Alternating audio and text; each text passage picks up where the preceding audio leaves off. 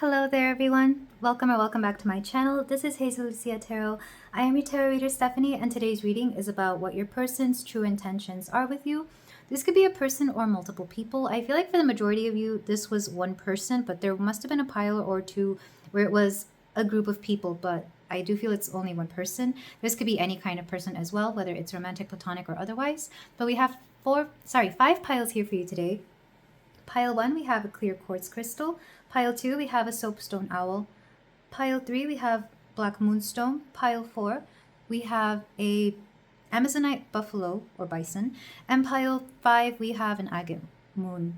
So take a few deep breaths and I'll be ready for your reading whenever you are. Hello there, pile 1. If you chose the clear quartz tower, then we have a reading here for you about what their true intentions are with you. This can be either romantic or platonic, because I think for some of you, you may even be trying to figure out what those intentions from them are, whether they are more romantic, platonic, or otherwise. So we're going to start with the card that you chose, and this card is meant to represent how they see you. In fact, I'm going to use a bunch of goddess decks to see how they represent you. And then we're going to use other cards to represent their intentions, or even anything that may define the person in mind. So you can kind of use this as a vibe check. So we're going to start. We have Durga, strength. So there's something here about hearing your endurance as well. Your endurance, your strength. I feel like people really understand the value of what you do, whether it's physical or otherwise. Like, you're really good at doing something here with strength. I'm also seeing the strength card in the tarot, which is about overcoming our weaknesses. So I feel like you could help people overcome their weaknesses, or maybe you're just really good at helping people become stronger as well. This is especially true in like a workplace or the gym. So there's something about your usefulness here. Let's go ahead and get another card from the goddess deck here. Or, well, there's 3 goddess decks. I forget what this one is called. I think this is Goddesses and Sirens. We have Hera, commitment. Okay, so they also see that you're very willing to commit. Again, this can be either romantic or platonic, but if we're looking at this more platonically, you're somebody who really commits to something. So you take things seriously. You're willing to see something through. You're willing to, again, endurance is coming through. You're willing to see something through the long term as opposed to the short term.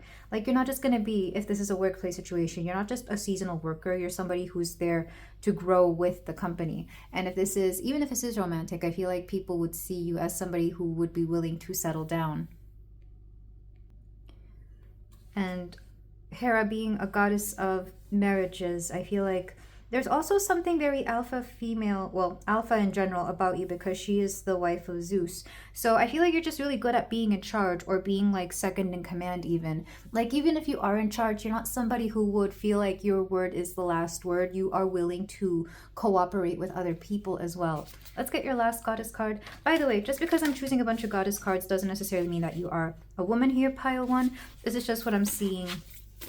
I like to put my readers in goddess energy, not just because, you know, a large majority do tend to be women, but because I'm putting you in the receptive energy here. We have Scold, the future. Scold, the future. Yeah, there's something about going the distance with you. There's something about endurance here with you. I keep hearing that. Maybe some of you, if this is more sports related, there's something about endurance sports, or something about seeing you, like, let's say you are a professional athlete, maybe in the next, they can see you going to the next Olympics or whatever the next tournament of your preferred thing is. So there's something about you that is like, people can bet on you. Like, you're a very safe bet. People understand that if they were to go with you, they would find a lot of, I'm hearing prosperity and joy, oddly enough. I feel like they would absolutely find what they need with you, because they really do seem to trust your judgment, as well as your skills and your ability to handle things. So let's go ahead and get a card. I'm going to use the God card to exemplify, to show who they are. Again, I'm not using counterpart energy here. I'm just putting your person in masculine energy, because they're the ones doing the action. We have Prometheus, altruism. So this person is very sweet. I feel like this person, like, they really do see the good in you. There's somebody who likes to think of not just themselves, but everybody else around them. And that includes you. I feel like they include you in their group of people to think about. So this could easily be a friend who wants to maybe take you along for a particular project, or maybe even for a trip for some of you. I feel like people know that you are very trustworthy. Whoever this is, they also want to give a lot back to you. I feel like there's going to be a very reciprocal kind of energy here. Like, you're definitely going to get as much as you put in with this person, or they will make sure that you get as much out of it as well, because they understand your value here. Interesting. Back of the deck, we have Apollo, inquiry. And I feel like this person is actually very well liked. I feel like people do like this person because Apollo is the golden sun here. Let's go ahead and get more cards for your person and what their intentions could possibly be. So what are their true intentions? I'm hearing, what are their pure intentions? I do feel like this person would have pure intentions. Okay, you get 2 of these cards. We have the Peacekeeper, equilibrium, objectivity, cooperation. With Peacekeeper, I don't know why I was thinking of maybe some of you are getting selected for what is it, jury duty? So maybe, or somebody could be asking for your opinion because they feel like you would make the best judgment call here. Sorry, I'm trying to find a crystal big enough to cover her beautiful body here.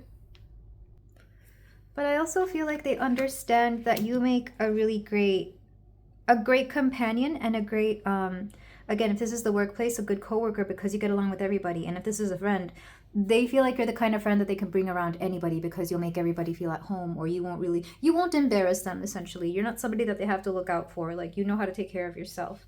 And the other card you got was joy, celebration, all harvest. Didn't I mention joy earlier when I said that they really do see joy with you?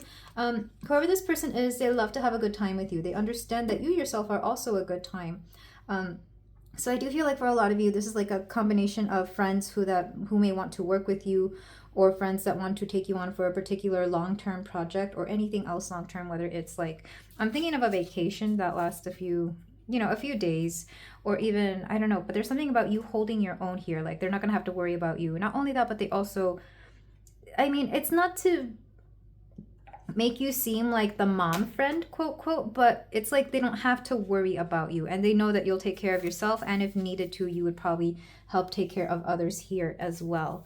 Let's go ahead and get more cards for you. What are their intentions?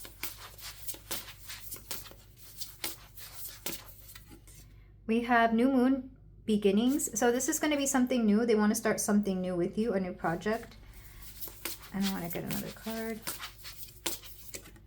We have coins, abundance. Yeah, they see, didn't I say prosperity as well? They see joy and prosperity with you. It wouldn't surprise me if this was to be more romantic. This is a partner, a person, a potential romantic interest, especially if you're already talking to them, if you're already speaking to them, if you're already dating, that they understand that you're a keeper, essentially. You're absolutely a keeper. You're strong, you're willing to commit, you think about the future, you take care of yourself, and you also bring them a lot of joy. And they want to give back to you as well. So, like, if this is romantic, and I'm not just seeing the romantic here, I feel like this is somebody you can grow with for sure. Let's get one more deck. Okay, 2 more decks because I forgot I have the alchemy one here.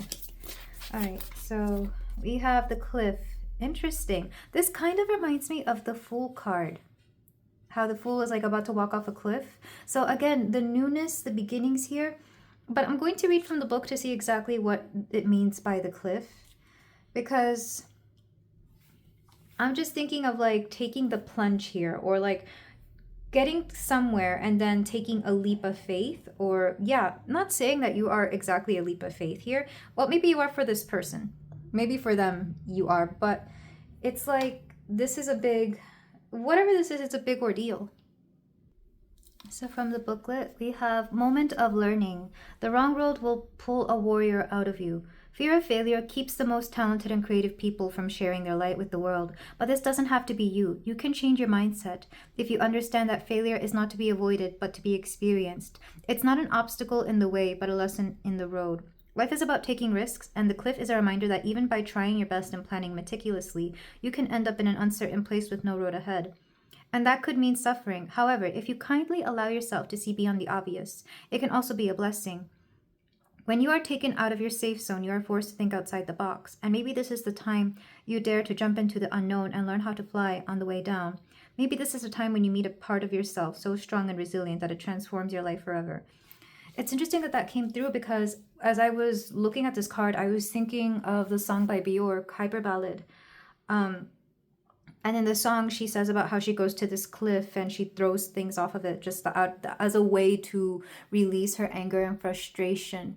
And I feel like either you or your person, maybe the both of you, have been at this point in your life where you're just like, you're willing to take leaps of faith. You're willing to do something, whether it ends up working out or not, because I feel like you both want something very different. You're both willing to make this thing work. If this is somebody you've already kind of had a bit of history with, you've already known them for some time, it's kind of like, it's your F it moment. It's like, F it, let's go ahead and take this on. And yet the way they see you is very safe. So it's like they would gladly fall off a cliff if it was for you, because they know their odds are in their favor with you. Like they know you'll probably more than likely catch them, or that you would be down there waiting for them to heal them if anything happened, which is interesting that this is coming from this person, because I'm not really getting a strong daredevil energy from them, but maybe they're just at a point in their life where they're like, again, F it. Let's get one more card from the archetypes deck. And this is again meant to represent them, because so far all I have for them is Prometheus and what they see of you. There's Libra energy coming through for sure. We have the Vessel. Yeah, it's like, for some of you, this person may feel like an empty vessel, or a vessel that needs to be filled or something here, because it's kind of like, I'm just getting a feeling of emptiness, or like a feeling that they need somebody else. Maybe they, I mean, no shade to your person, maybe they do suffer from some codependent tendencies, but I feel like regardless, there's a feeling here that they have a vessel and they want to fill your energy, your essence with it. Not to sound freaky in a weird way, like they're not trying to drain you of your soul, though if they do feel like a draining person, then I feel like you should reconsider regardless what their intentions are. But this person really do see you in a very positive light.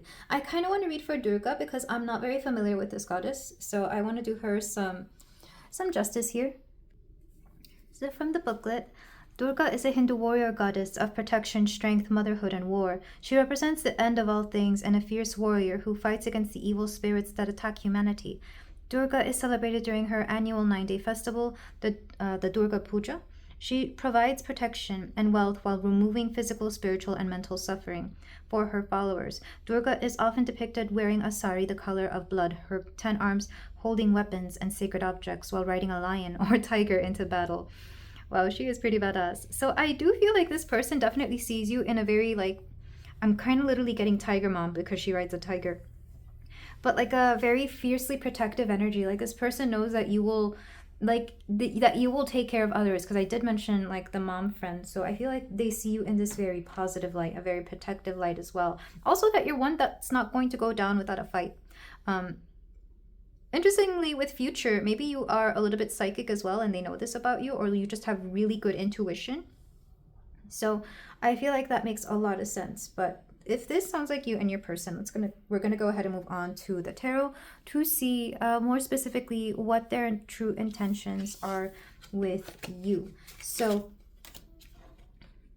for the tarot, I'm going to do it you versus them, just so I can see again their intentions and then any advice that spirit may have for you, as well as how you may be receiving this particular either person, their offer, or what the case may be. I do feel like this is a specific project or endeavor, though, that they are asking of you, because it feels like they selected you for very specific reasons.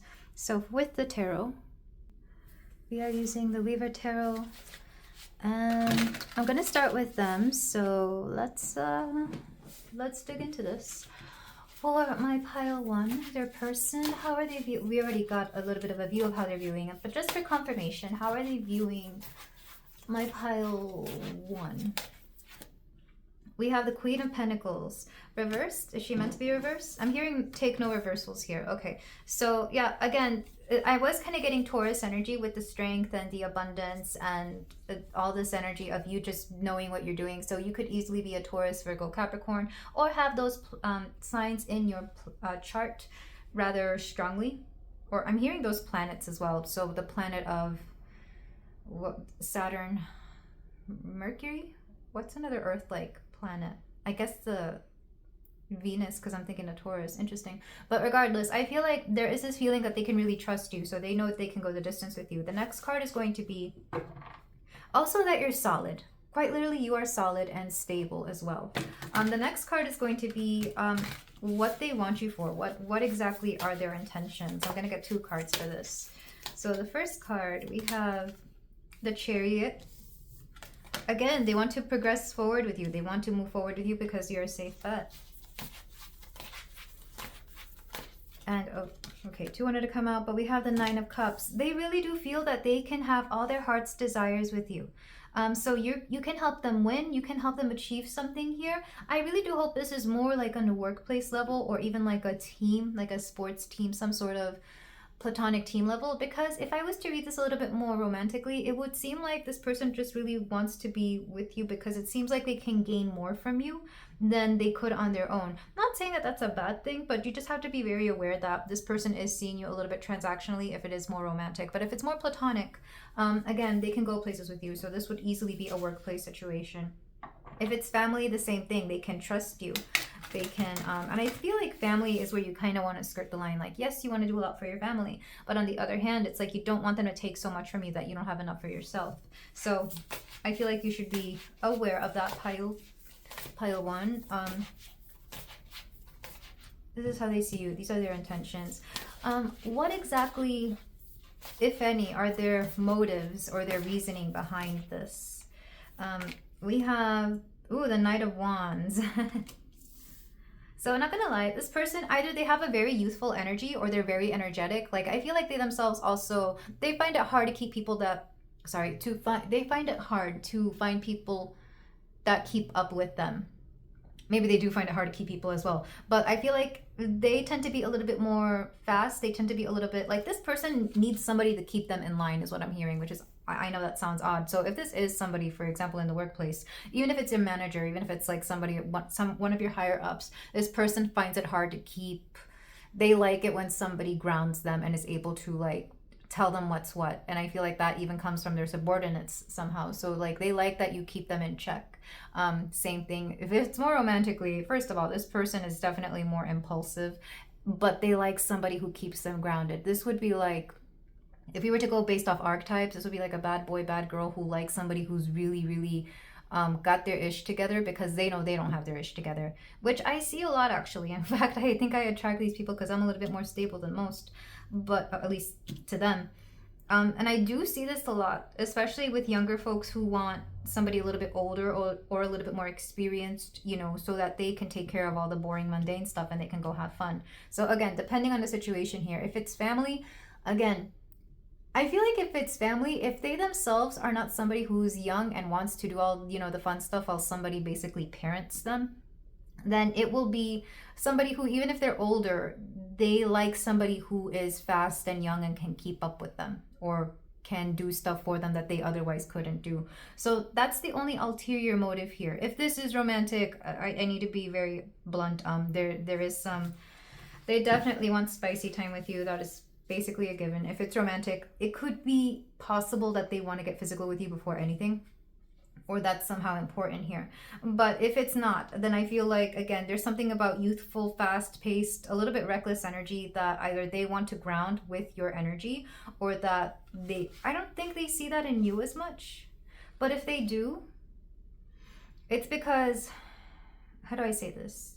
Something about aging like fine wine. Like, even if you are older, you're still able to keep up with them. And I say this because I know many older people who can run circles around much younger people. I see this a lot in my workplace.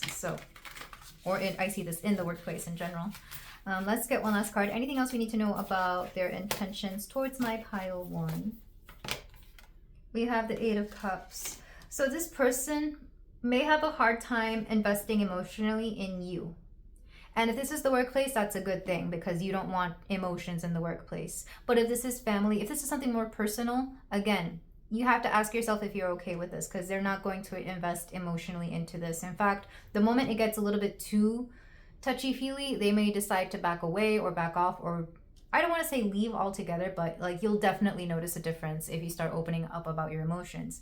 And I even see this in family dynamics. Some families are not great at speaking about how they're feeling or about feelings in general. So, you know, they shut it down right away. So it all depends. Or at the very least, and don't take this personally. When it comes to your emotions, they may look a little bit unfeeling, because the truth is they don't know how to handle that. Like, they may come off as insensitive because the truth is they just don't know how to handle you. So let's go ahead and get cards for you. I want to see your take on this and how you are receiving it. So how do you see this particular person? Because I am feeling like it is one person, and if it's a group of people, there's like one person leading the group. Like in a family, it would be the matriarch, the patriarch, whoever is in charge here. So pile 1. We have the 3 of Cups. So this is definitely, this is either somebody that you have a lot of fun with, if it's a friend group, if it's a workplace. I feel like you actually enjoy yourself there. With the Cups, there is potential, like I feel like you're a very feeling person regardless. I feel like you're very sympathetic. So of course your emotions are going to be brought into this whether you like it or not. But I feel like you have a great time here. You actually enjoy either this person or this group of people. So you don't mind. As long as you know you're having a good time, then you're good here. How are they treating you? Well, what's a good question here? How do you feel within this situation? I kind of want to know about that. We have the Page of Pentacles. You feel like you can grow with this, so that makes sense. They see you as the Queen of Pentacles, and you feel like the Page of Pentacles. So you're both on board with whatever this is. Like, you both understand that you're heading in the same direction. You both want to grow with each other. And they definitely already see a future for you. And I feel like you agree with that. We have the Anchor. This is the Emperor. You know what's interesting? I feel like you understand your place here, because either you understand who the head person is. Like, how do I explain this? So either this workplace you see as something to respect. Think of like if this particular person or situation was the Emperor, you know how to respect them and give them respect. But also I feel like you kind of want to be where they're at. So that doesn't bother you. If we're talking more romantically, I feel like you respect this person and you definitely see them in masculine energy. So you're like, yeah, I'm good with that. And if this is more family, I feel like this person could easily be the patriarch. And even if it's a woman, I feel like she really leads the household in a way that a man typically would, or a father would. Probably because she learned more from her father or grandfather, a male figure here. So I feel like you do have a lot of respect for this particular situation. But also you really do hope to end up being in this same Anchor energy at some point. So it's like, I think you understand the natural flow of progress here. Let's get more cards. What is something you're not seeing about this situation? We have the Lovers. Interesting. Okay, so several ways to take this. If this is more platonic, what you're not seeing is that you may end up falling into a codependent role with this. So if it's a career, you may literally marry your career. You know how there's people out there who they don't have time for a partnership, a family, or whatever, and they make their career the center of it all. That's the one thing you're not seeing, that there's a potential for that to become this. If this is more romantic, well, I feel like if it's romantic, I feel like you would see this. But I think the only negative thing to say about this would be like, maybe you are seeing somebody more casually and you're not seeing that there is a potential for a long-term committed romance here. I don't know. I don't know how to read this romantically, really. Maybe it makes sense to you, but I'm trying to see this more platonically because I'm not getting big romance aside from commitment and Hera and I guess some of those aspects. What you're not seeing is that there's a potential for unhealthy codependency here. So take that as it resonates. If it's family, same thing. You know how some people just become so preoccupied with family that they don't have time for... Then I know this is weird, but there are people out there who just feel like they can't be as loyal to their romantic partner as they can to their family, which I'll never understand. But that's that kind of dynamic. So there's a potential here for And I say potential because you can easily avoid this with this particular warning here, pile 1. So just be careful. Make sure you're setting boundaries, because lovers on a negative side can be blurring of the boundaries, and that's how it becomes the devil card. That's why those two cards tend to be very similar. So make sure you're just wary of your boundaries. And then last card, any advice from Spirit on how to handle this particular situation, or this particular, your person's intentions, how to handle their intentions. We have the 6 of Wands. See this as a victory no matter what. See this as another stepping stone, a learning curve. See it as like just yet another achievement in your life, regardless of what it is.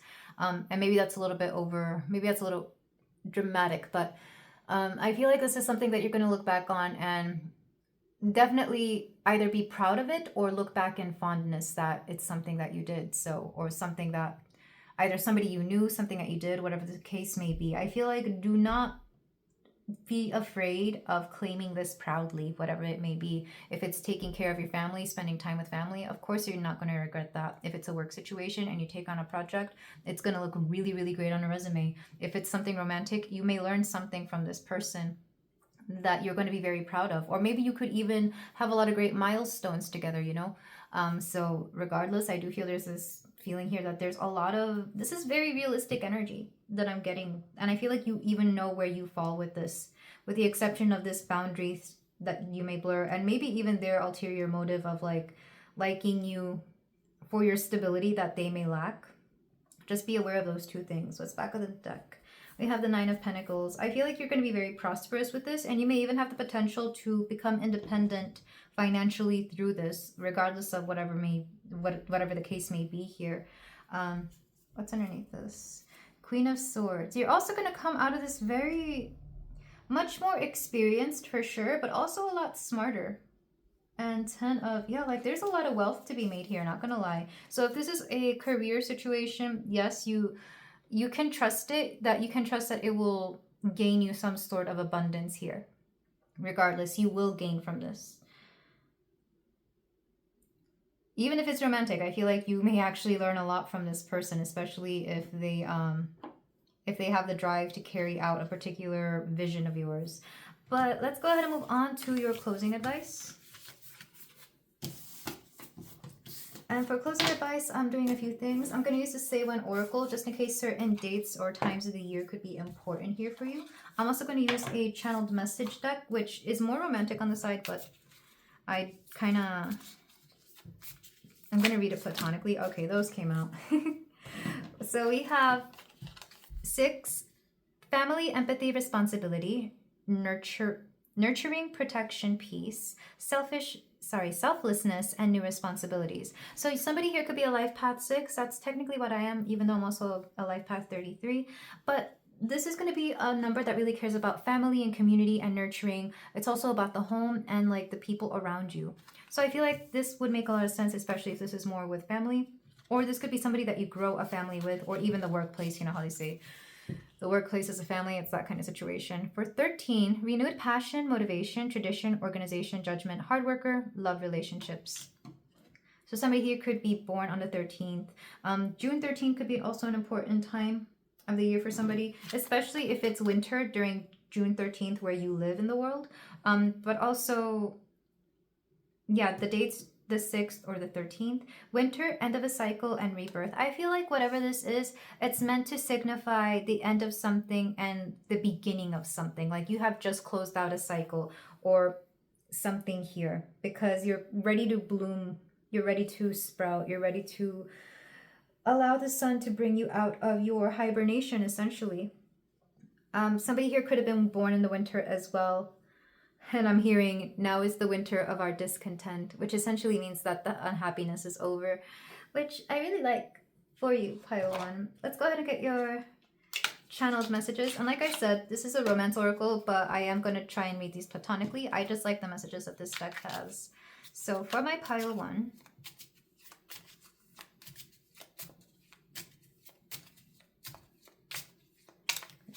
okay. Sorry about that, pile 1. Okay, we're back. I'm gonna keep this one out because it was the one that stood out to me of all the ones that fell. It says, I don't feel ready. So somebody here may not feel ready for this, whatever the case may be. Maybe it's you, maybe it's your person, but I feel like ready or not, here I come is what I keep hearing. Like there's something that's meant to happen here. I am confused. So maybe somebody here is confused. Maybe you're confused after hearing this reading, pile one.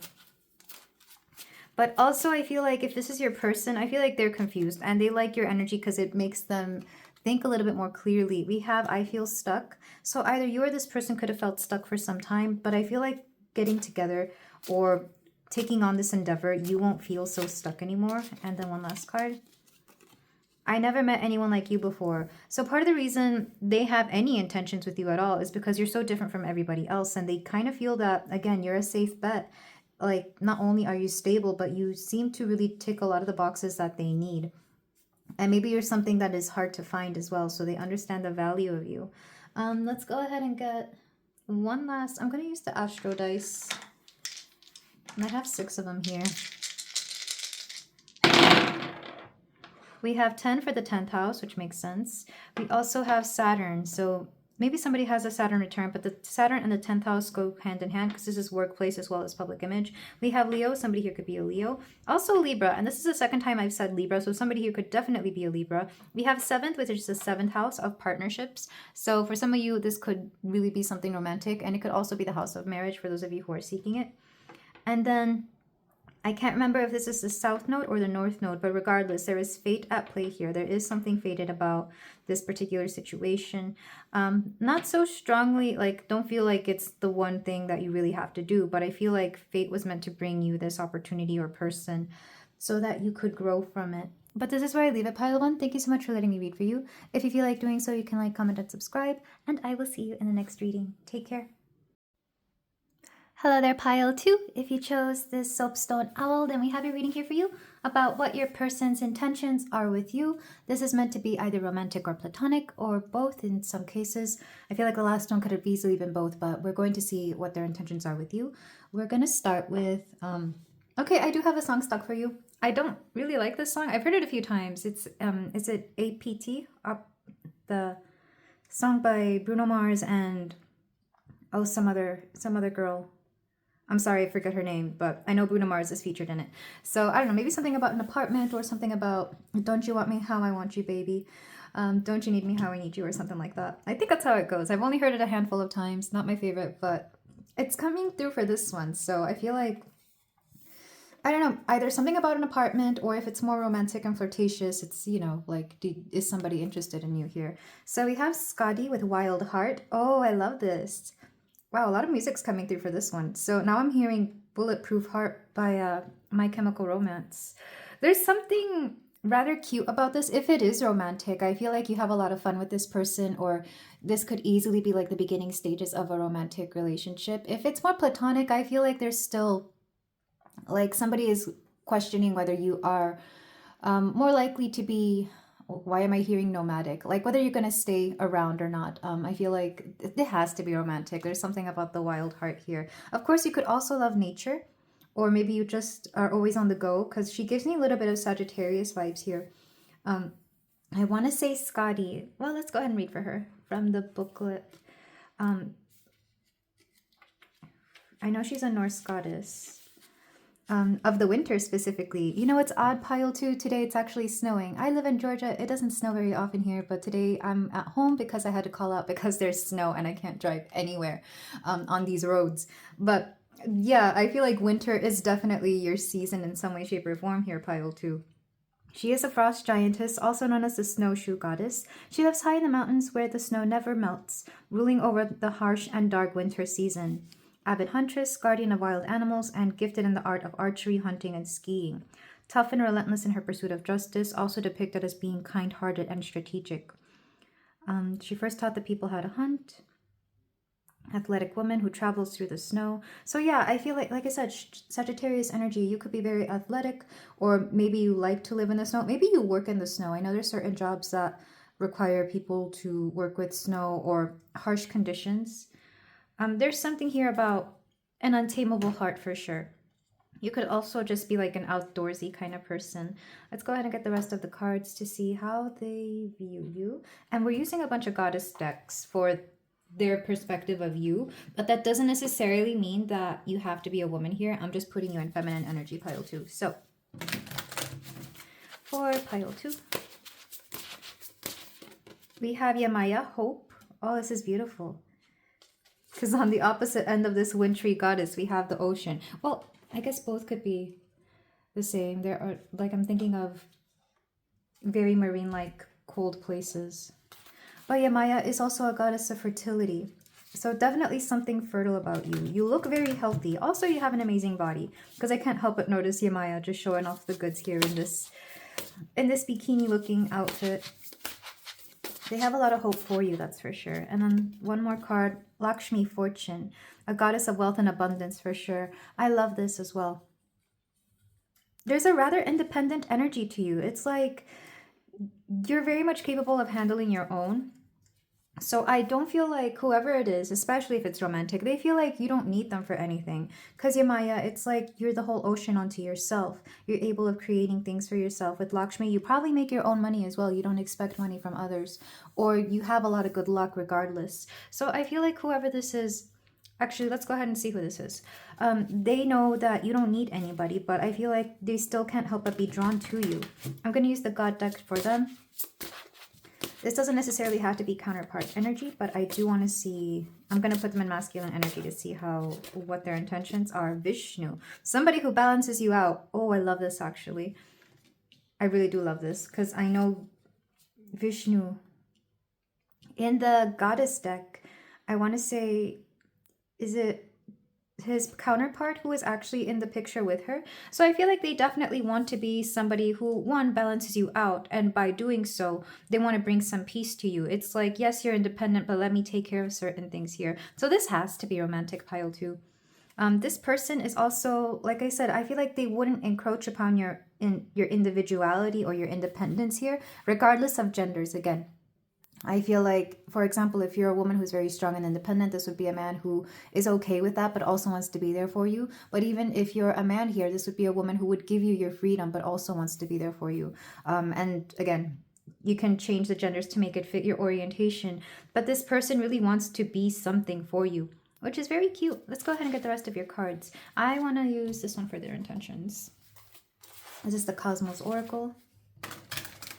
Beautiful oracle. I think this is only available on Etsy. So pile 2. We have shadow work, integration, healing, soul retrieval, number 35.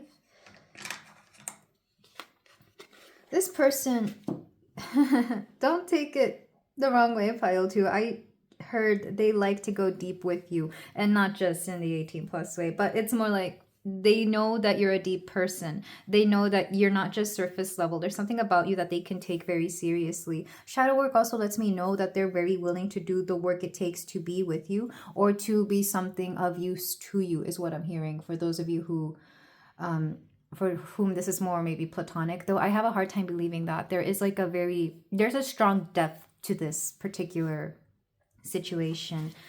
This person takes you seriously. Balance also makes me think of Libra. So this person could be a Libra or have Libra placements. We have power, confidence, strength, and vitality. Number 7. Number 7 is the house of partnerships.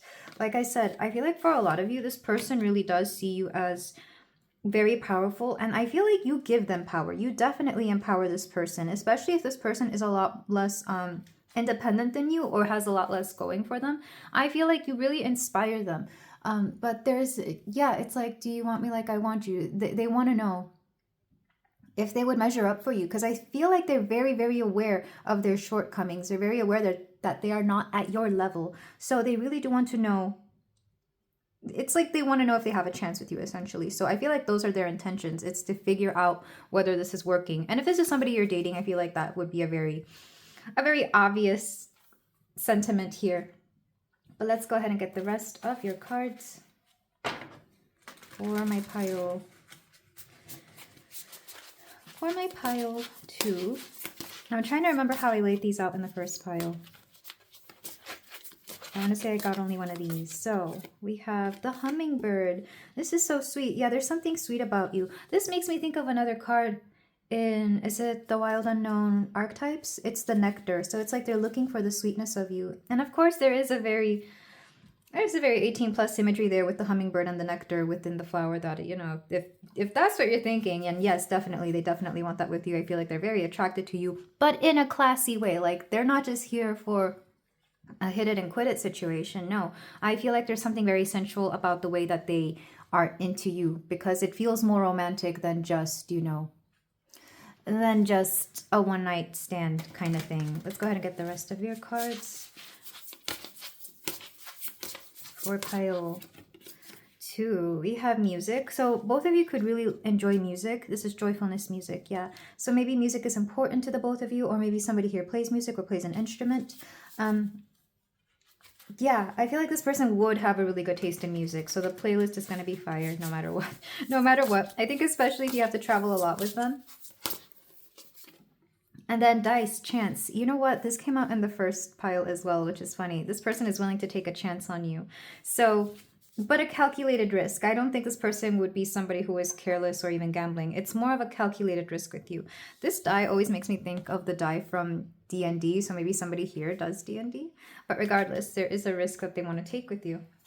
Definitely ready to risk it all. And then one last card from the... This is the archetypes, the Wild Unknown archetypes. Wow. Wow. Oh, wow. Guys, this is fated. Didn't I just talk about the hummingbird and the nectar? Oh, this person. Look, this is outside of what this person believes. I really do think this was fated. I feel like you were both brought to each other's lives because you were meant to really bring something that the other needed. Oh, wow. Like, there was no way of me knowing out of all 50 whatever cards that are in there that would be there. Oh, gosh. I promise pile 2. That is crazy. Okay, so there's something fated about this because there's no way. There's just no way. Sometimes I surprise myself. As long as I've been doing this, there are just times when the cards are a little bit too much aligned here. But this person, they're looking for the sweetness of you. They enjoy your sweetness. Lots of beautiful imagery here as well. Also a lot of synchronicities. Like, these are 2 different decks, but we have 2 African-American women here. So maybe some of you could be of this background or have that within your heritage. We also have 2 Hindu gods. So we could also have Hindu, like a Hindu background, or maybe you grew up with that particular culture. But there's something so interesting here. And even with music, I mean, the first thing that I came up with was a song here for you, a song that I don't really care for. Maybe you hear each other's songs. This could be you know what? I feel like when you get together, and you're like out somewhere, like certain songs will just come on that you both like, or that really have something to do with like your situation. Which I know seems odd, but I've been in relationships like that where anywhere we go, a store, a restaurant, whatever, we'll hear a song and we're like, oh, wow, that's our song. Or, wow, that song is about this, and that. This person, they adore the hope and power and fortune that you give. There's something very bountiful about this connection. It's a very positive connection. This card also makes me think that there's a lot of good luck here. There's a lot of good luck. Strong Jupiter energy. Which again, Sagittarius energy is coming through. But even if you don't have that, I feel like with the both of you, you have a lot of good luck present within each other. Like you both, this is a good time. When Jupiter activates planets within each other's astrological charts, it's a really good to, well, like I said, have a good luck, but also to have a fun time. Like there's a joyous energy around you. In fact, that's what this card says here, joyfulness. Look how everything is interconnected. And I feel like the longer you get to know this person, the more the synchronicities just seem to line up here. So I can see why you're here. It's like, well, what are this person's pure intentions? I feel like they didn't come with any intentions. I think they just let things play out, and you do as well. And things just seem to line up for the both of you because it is very divinely orchestrated. I have a hard time believing that it's not pile 2. So with that in mind, let's go ahead and move on to the tarot, where more specifically, it's going to be a you versus them, because I want to see how you're both feeling about this connection. This has to be romantic, by the way. So if you're not really looking for anything romantic, either ignore the romance parts or choose a different pile here. There's a sweetness to you. Even if you yourself feel that you're very rough and tumble, and I don't know, even if you feel like you're not very feminine, I feel like this person sees you that way. Pile too. I feel like some of you needed to hear that. So we're using the Weaver Tarot here.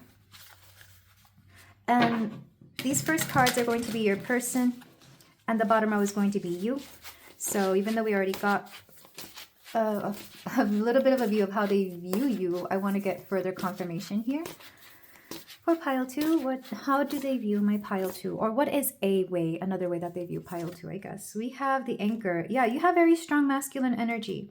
And if you are a man, this is just confirmation. In fact, now that I think about it, a lot of those cards from the Goddess cards do seem like, you know, stereotypically masculine or man kind of traits. So if you are a man, I guess that's just confirmation. But even if you're not, there's something about you being in charge. You have a lot of power and they really adore that.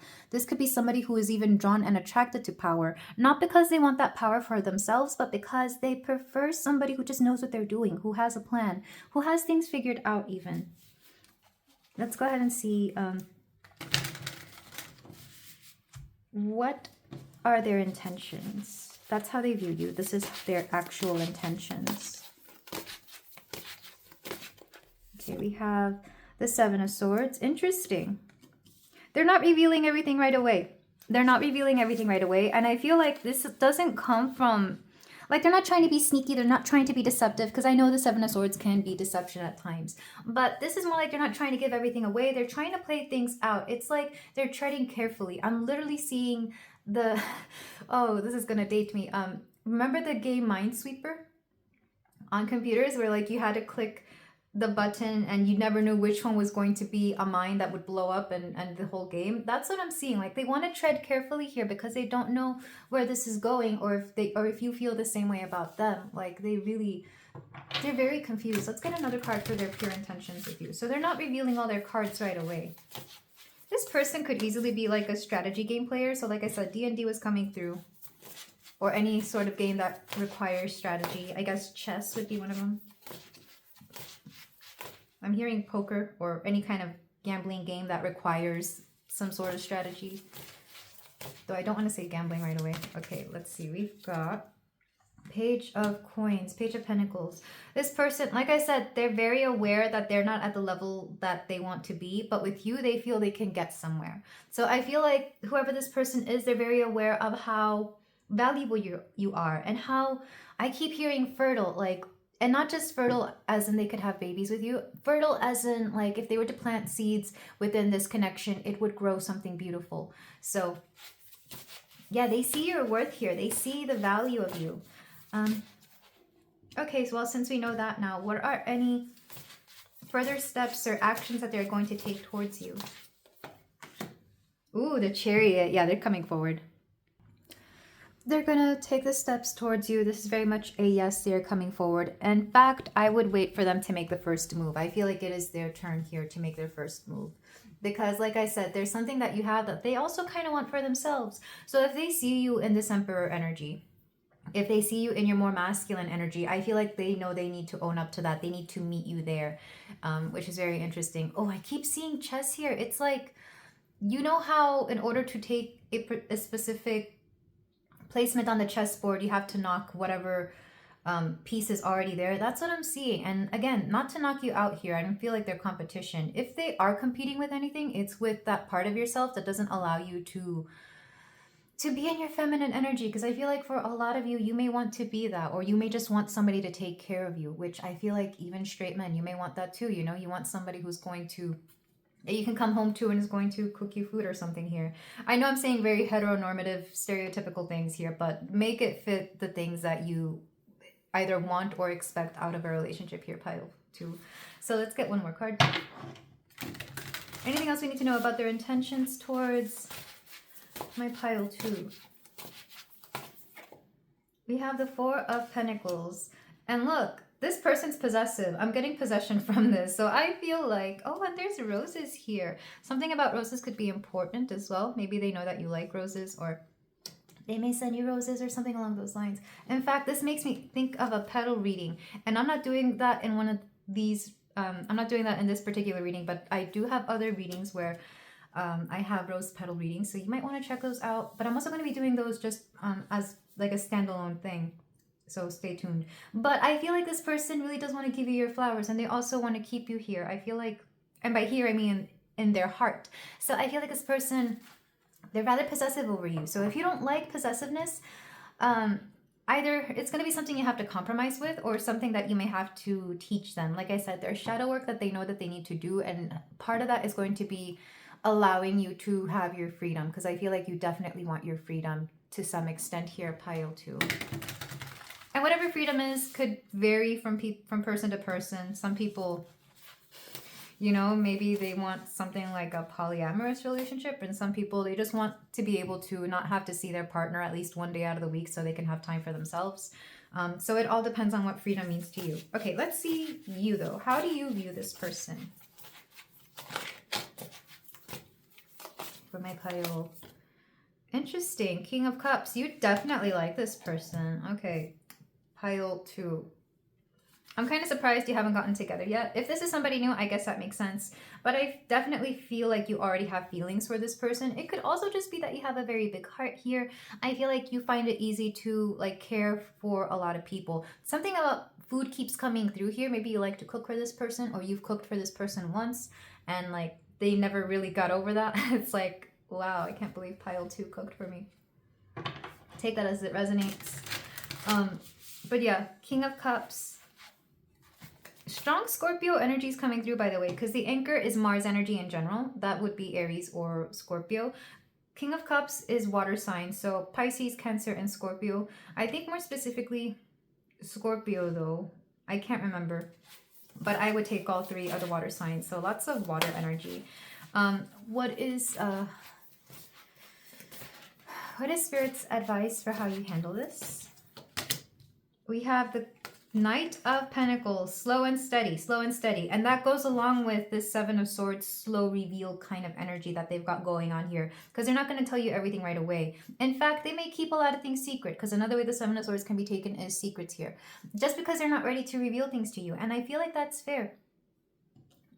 Regardless of how long you've known this person, Knight of Pentacles just let me know that you may have actually known this person for some time, or the both of you have had this connection in development for quite a while. Like maybe you've been seeing other people while still like knowing of each other. This has to be somebody that has to stay in your life for whatever reason, like maybe your coworkers or neighbors or something like that. Like you've always kind of had each other, not as a placeholder, not at all, but like you've always kind of wondered if there was something there. So that's what I'm seeing. I don't feel like you were holding out for each other, but it could just be that you're both currently single and looking, or maybe not looking, and you're both kind of just wondering about this. Another card for how to handle this. We have the Moon. Interesting that there's a lot about, I'm hearing dreams. So something about their intentions coming through in dreams, but also something about keeping things secret yourself. It's like, don't reveal everything to each other right away. Allow there to be mystery. And especially if that Scorpio energy is coming through, Scorpios love a mystery. They love getting the chance to figure something out here, as opposed to being just revealed everything. Like they prefer something that is a bit of an enigma, as opposed to something that is just, you know, out there and that everybody knows about. So I'm getting that. Let's go ahead and get a card for, I don't even know what the next question was. I'm just going to draw cards for anything else that you need to know about this. We have the 10 of Wands. There is work to be done in this relationship and this connection, just because, like I said, this person is not quite there yet. You do have to watch out that you're not fully carrying them, though, because they need to do their own work. I do feel like they will. I feel like you inspire them a lot, because there's a lot of major arcana on their part, which is very interesting. And one last card.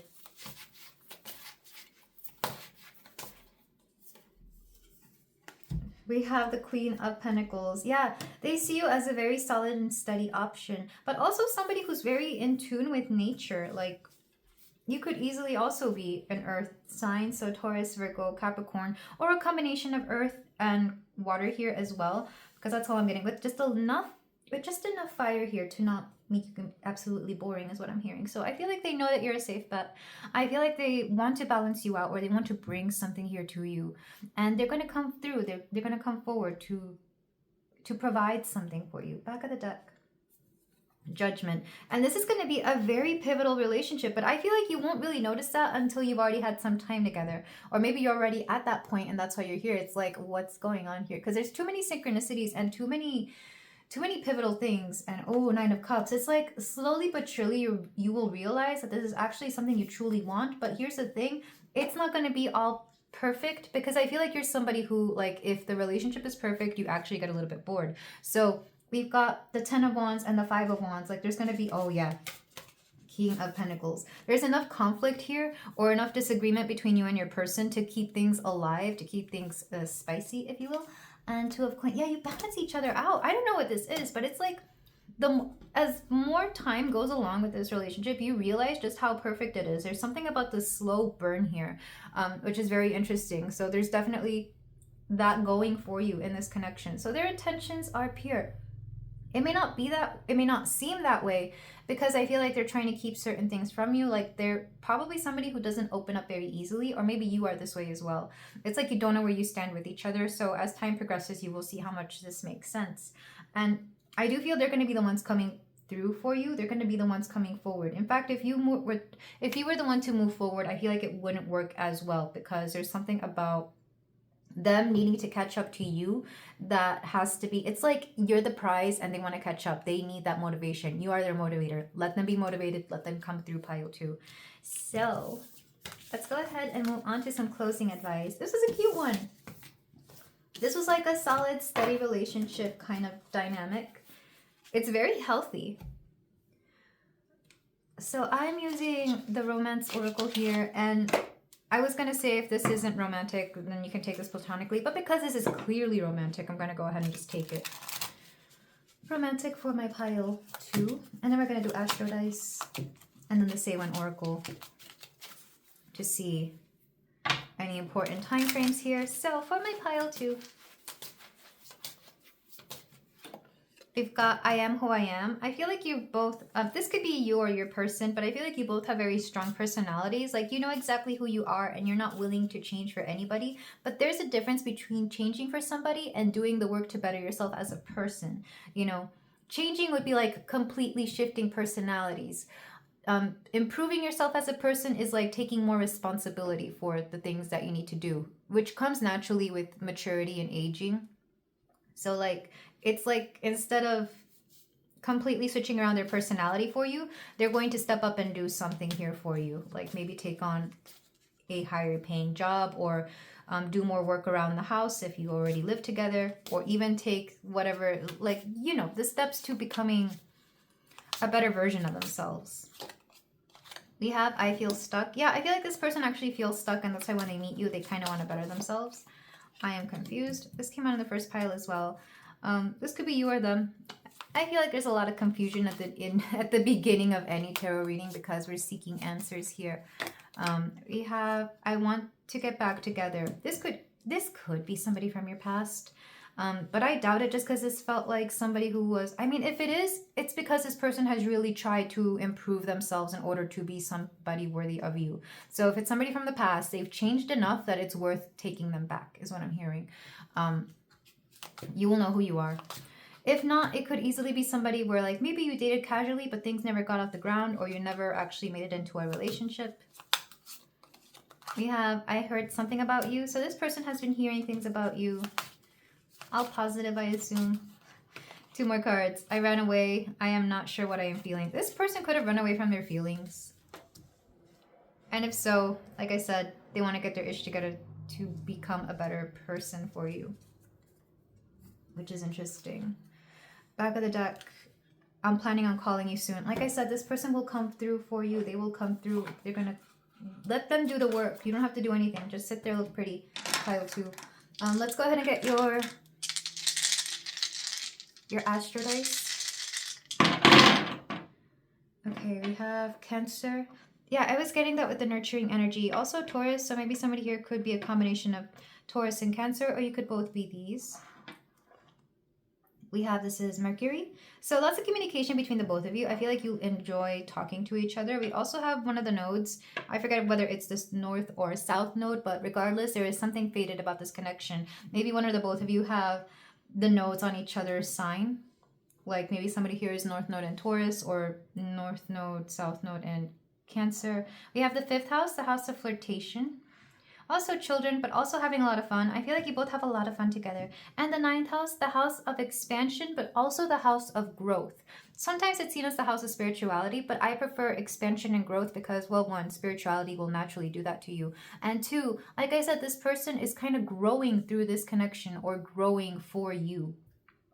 And maybe you do this as well. Maybe you're also improving yourself for this connection, which honestly I love. There's a lot of positivity here, like good communication, a lot of fun, but also growth. Like things will not get stagnant within this connection. And then the last cards are the Say When Oracle. These are time frames that could be important here for my pile. For my pile 2. We have 5. Interesting that 5 came out twice. Maybe somebody here is a life path 5 or the month of May, which is a Taurus month. Could be important here. It's also when we celebrate, well, in some parts of the world, Mother's Day is celebrated in May as well, which would make me think of Cancer. So somebody's mom could be important here, or maybe somebody here is a mother. We have major change, incoming, spiritual growth, guidance, encouragement, self-confidence, care, and affection, with a specific emphasis on this major change here. So somebody here is definitely growing. We also, okay, you got 3 more cards. 3. Good things, communication, creativity, optimism, blessed, good luck, believe in self. Yeah. So there's definitely, I feel like you two could already be friends. And what else? Where else did I see the number 3? In the oracles? I don't remember, but something about the both of you just making things work. May 3rd could be an important day, or March 5th as well. We have 15, and you know what's funny? 5 times 3? 15. Leading position, individual, creativity, inner wisdom, harmony, vitality, kind nature, hard to upset. I feel like you both are going to grow in a very important way. I feel like whatever you both have, you multiply together and you create abundance here. Like I said, there's a lot of good luck in this particular relationship. And even the 9th house is the house of good luck here. We also, God, the synchronicities in this pile are freaking me out. No wonder you're here, pile 2. We have May. Luxury, enjoys getting pampered, ambitious, focused, and resilient. So like I said, May could be an important month. Somebody here could be a Taurus. That's already been up here twice. Or a Gemini. Gemini is also in May, towards the end of May here. So, yeah. If this was fated, it's because one or the both of you here felt stuck or felt like you couldn't grow. More likely your person than you, though maybe some of you saw a bit of yourself in that particular energy here as well. But this is where I leave it, pile 2. There's a lot of synchronicities in this connection. I do feel like it's meant to be in some way, shape, or form. And you're just meant to let it unfold naturally to see the wonders that it brings, like all the beautiful little synchronicities that are going to happen here. But this is where I leave it, pile 2. Thank you so much for letting me read for you. If you feel like doing so, you can like, comment, and subscribe, and I will see you in the next reading. Take care. Hello there, pile 3. If you chose the Black Moonstone, then we have a reading here for you about your person's intentions towards you. This could be romantic or platonic. And if I do see the reading leaning one way or the other, I will let you go ahead and know that, because I know in one of the previous piles, it was definitely more romantic than anything, or at least it was very strongly leaning that way. So let's go ahead and look at the card that we chose for you. This is going to be how they view you, as well as what their intentions may be with you. We have Ragana, clarity. So you could easily be very intuitive. I want to say Ragana is a goddess of clairvoyance, hence why we have clarity for her. So either you could be very intuitive, or they could just really trust your advice, or maybe you have a lot of experience in something that they are looking towards here. I feel like you're really good at discerning a situation, and they're coming to you for this particular whatever they've got going on. I'm going to use goddess cards to see how they view you, but this does not mean that you have to be a woman or identify as feminine here. I'm just putting you in feminine energy for the duration of this reading. We have the muses, inspiration. Yeah, I feel like they like to be inspired by you. I feel like whatever they are doing, or that whatever they want to do, it has something to do with whatever you do as well. Maybe they really look up to you, or they could just, like I said, they trust your vision. They trust whatever you've done or have going on here. Also something about intuition. Let's go ahead and get your last card for you. And then we'll move on to your person. We have Yuki Onna, stillness. It's interesting that I'm getting a lot of like very winter-like goddesses, because I want to say she is a goddess of snow, but right now it's actually snowing where I live. I live in a place that doesn't snow very often. It is a very fun snow day for me, hence why I'm doing these readings. I don't know, maybe some of you like the snow as well, but with Yuki Onna, stillness, there is something about your sound mind or your sound like you're very level-headed, like your sound of mind, sound of heart. I feel like whatever you've got to offer, at least regarding this particular subject with this particular person, will really help them out somehow. So let's go ahead and get a card for them. I'm using the Gods and Titans deck for them, but they do not have to be masculine. I'm just putting them in masculine energy. We have Vishnu, balance. This is somebody who kind of wants to get things figured out. This is somebody who wants to bring balance into their life. Quite literally, I'm hearing balance and order. I feel like this person has been out of sorts lately, or maybe they just haven't been feeling like themselves. Back of the deck, Aries, war. This person could be at war with themselves, or they could just be going through some sort of conflict that I know you probably have a better take on this. Maybe you're really good at diffusing some sort of conflict or some sort of argument here. Let's go ahead and get more cards for them, though, to see what their intentions with you are. Okay, these two came out. We have feline independence and owl wisdom. This person could be trying to become independent, or they could be trying to start something on their own here. Wisdom, again, they want to use your wisdom to become independent from something. I feel like that was very straightforward. Let's go ahead and get more cards. Also, this person, they will make their intentions known. I just feel like maybe you kind of question it for whatever reason, and we'll see why in the tarot. Feline does make me think of Leo, so somebody who could be a Leo.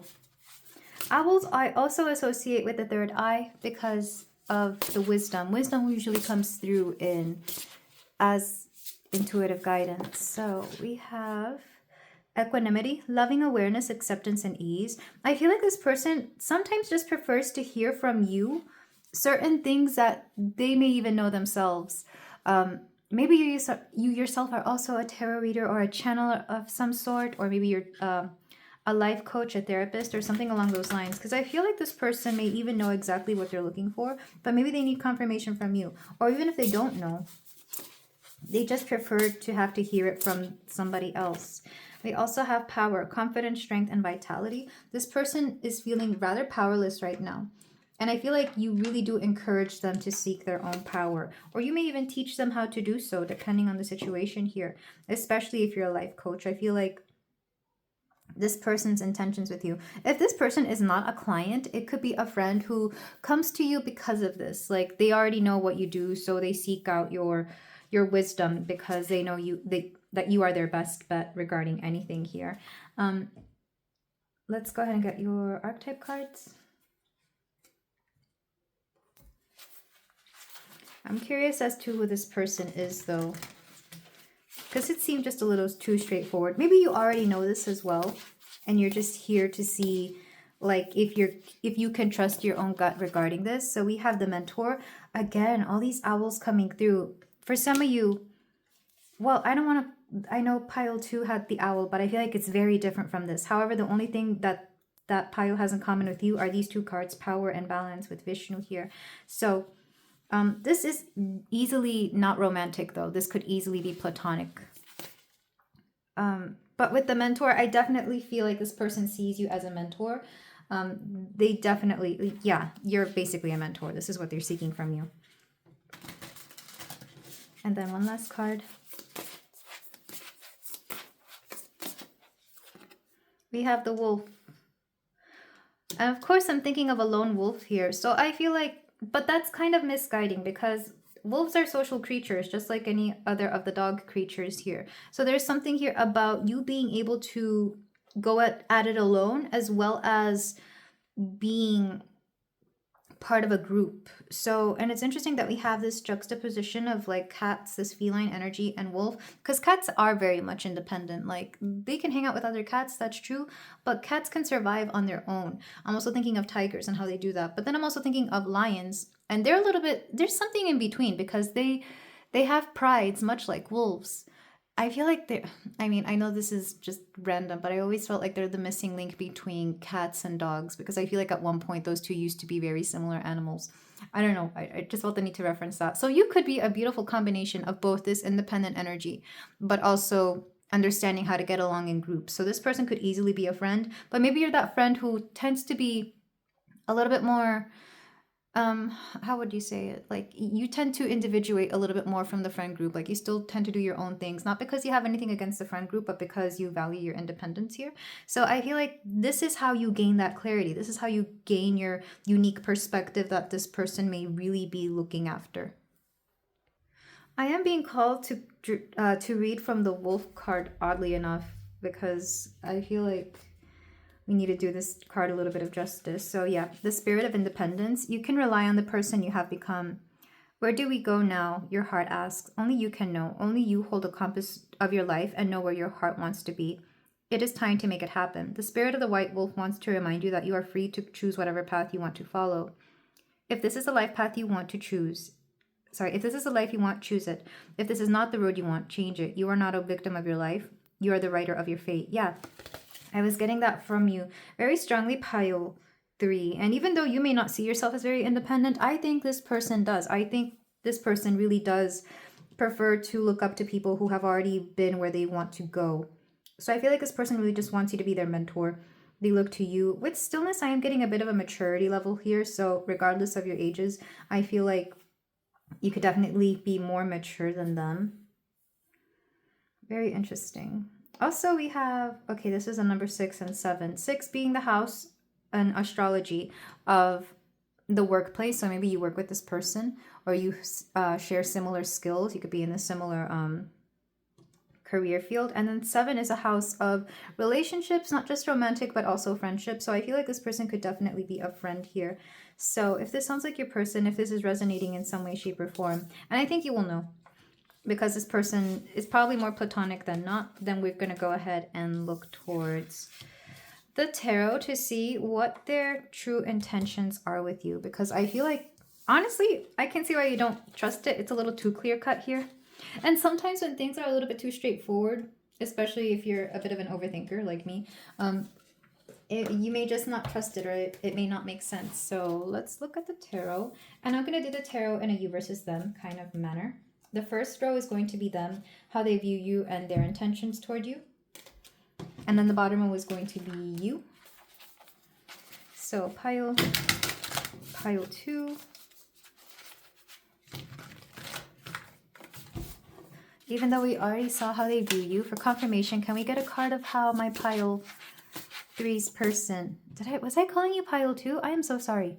Pile 3's person, how do they view my pile 3? Maybe some of you are being called to go. If you're looking for something more romantic, definitely go to pile 2, by the way. That's only if you know this is meant to be romantic. If it's not, then stay here. We have the 6 of Wands. They see your victories. They see your wins. They see where you've succeeded, where either they want to succeed, or again, they just draw inspiration from you. They may ask how you do the things you do, how you're doing things here. I feel like, honestly, pile 3, if you wanted to make a course on how you did the things you do, you could probably sell it, because this might be more than one person. Oh, interesting. I just got a whiff of a particular vanilla scented perfume as I did that. So maybe some of you wear a really nice perfume. Specifically, it's more like vanilla and not chocolate. Tonka bean, maybe? Which is odd. I didn't wear perfume today, so I don't know where that whiff came from. But yeah. Okay. And then this is their intentions with you. It's the Queen of Swords. Again, they're looking for your advice. They're looking to see what you do. This person really just wants your advice here. They want to know how you do the things you do. Their intentions. So what are their actual intentions? It's like, how do you do it? How do you do the things you do, pile 3? Do I keep calling you pile 2? I'm sorry. Like, I don't know why I keep doing that. Interesting. We have the King of Wands. This person is looking to succeed in something. I feel like they may even want to surpass you, but not in a mean way. It's like, you know how people have idols, but they also are in kind of a competition with their idols? That's what I'm seeing. It's like, how can I be better than that? That's what I'm seeing. It's like a basketball player looking up to Michael Jordan and they want to know how they can be better than him. You know, it's that kind of energy. I don't know why I brought in basketball. I don't even like basketball that much, but I lived in Chicago in the 90s, so to me, he is the GOAT.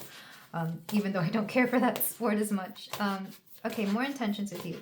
Yeah, this person does want to surpass you. We have the Two of Cups. They also want to build like a friendship here with you. They definitely want a friendship. You know what? If I kept saying pile 2, maybe this person does start, maybe if this does somehow end up romantic, it starts with a very true mentorship and or friendship here. So take it how it resonates. But regardless, I feel like they do want to have like a friendship with you. Even though they also kind of want to make you the competition and want to be like you and want to be better than you. Again, not to make this to be creepy, I just feel like this person would like to be closer to you. Like they want to get to know you. They want to hang out with you. They want to know all about you. Strong Libra energy. I meant to bring that up in the oracles as well with Vishnu. Let's get one last card. Anything else you need to know about this person? We have the Four of Wands. This person really likes to celebrate people's wins. I feel like I said, this person looks up to you, but they also want the best for themselves as well. And they kind of want to be friends with you because they feel like the more the merrier, you know? This person really likes to see everybody around them be in great energy, be in their winning phase. Like this person understands that, you know, when they win, when somebody else wins, they win too. Especially if that person is within their circle. This person really just wants to see you do good and they want to do good as well.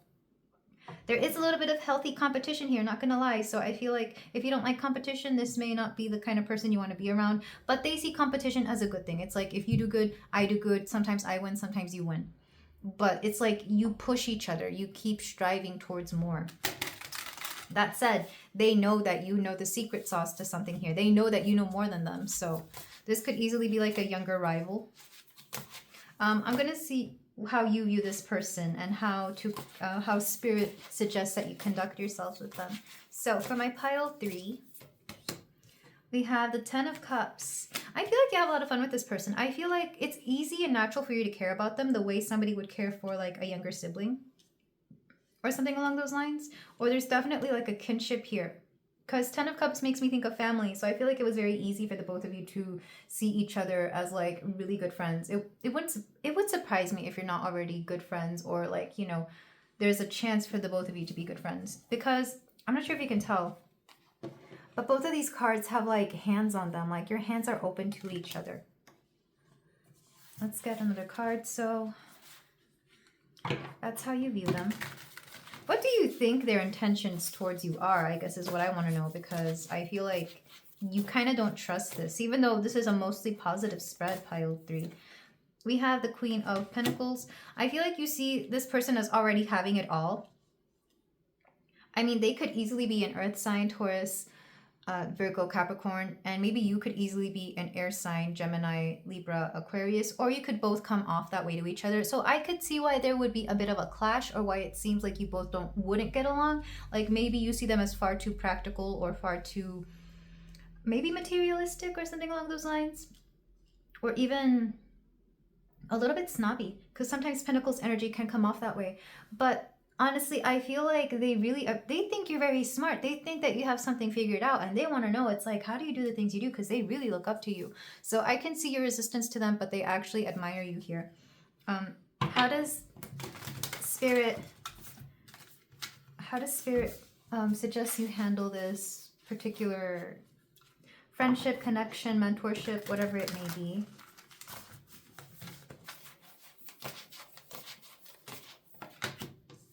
We have the Nine of Swords. Don't worry so much about them. I can see why. Well, two things. One, I feel like you worry a lot about what they might do, especially if you see them as competition or if you feel like they might take something from you. I can see why you're a little hesitant about this. I feel like their energy might feel very familiar to something from your past and you don't trust it. But I'm hearing Spirit is saying basically not to worry so much because this person doesn't really have any ill intention other than friendly competition. And can we get another card for how to conduct themselves? We have, yeah, the Page of Cups here. Like, treat this with a lot more care than you would. It's really a gentle parenting kind of energy that I'm getting here, where like be a lot nicer to them than you feel like you should. If for some of you, if for some reason this is romantic and you just don't want it to be romantic anymore, it's like leave it open to friendships with boundaries is what I'm hearing. Just for whomever here This was somebody who was previously romantic and now you don't want it to be. That's what I'm hearing. I know it's not going to be everybody, but I am getting that because I feel like this person really admires you, or they really just want to have you in their life somehow. They want to have like some sort of connection here to you because they want to be like you. One last card. Anything else that my pile 3 needs to know about this person? I'm hearing, what are they not seeing about this? Because like I said, I'm feeling very suspicious vibes from you, pile 3.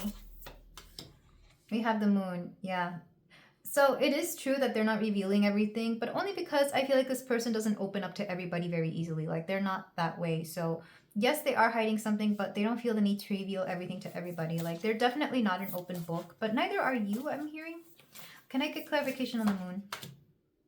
Yeah, 9 of Cups. But that said, I feel like something that they're not showing you is that they really just want to like celebrate you. This could easily be a friend that eventually turns into something else, but they're not ready to be that just yet, for those of you who are viewing this a little bit more romantically. Because the 9 of Cups is a wish fulfillment. This could also be somebody who's been waiting for somebody like you to come around, and I feel like they've been looking for a mentor for a long time. So that's what I'm getting. Back of the deck, we have the Devil. Yeah. This person could be dealing with some negative habits, some bad habits that they want to break. And maybe you used to have those same bad habits and now they want to break them as well. 7 of Wands. Yeah, healthy competition here. But this person is also like, they're really good at being held accountable for whatever their actions may be. And 5 of Pentacles. There is this weird mentality of like, there's not enough to go around. I'm not sure if that's coming from you or your person, or that could just be like the culture that you live in, or even like if this is a workplace situation, you feel like there's only room for one person to be something here. And what I'm seeing is that the more you let go of this scarcity mentality, either you or the both of you, like the better things will be. It's kind of like the only reason you don't trust it or don't like them is because you could both be going towards something here. But the truth is they really see this as healthy competition. They want the both of you to be able to, you know, go further here. So yeah, like I said, this is a very natural rivalry, but a healthy one. And I feel like it would help you a lot to view it that way, pile 3, because I feel like you're not trusting it, hence why you are here. Very interesting. So with that in mind, let's go ahead and move on to your closing advice. And I'm doing channeled messages here, but it's from a romance oracle, so you do not have to take it romantically here, of course. Unless, like I said, this person is somebody who maybe there is a potential for that, but that would be like way further down the line, or maybe it was more previous. Like if there is a hint of romance here, it's nowhere near the current state of this connection or whatever this may be. So pile 3, channeled messages from your person.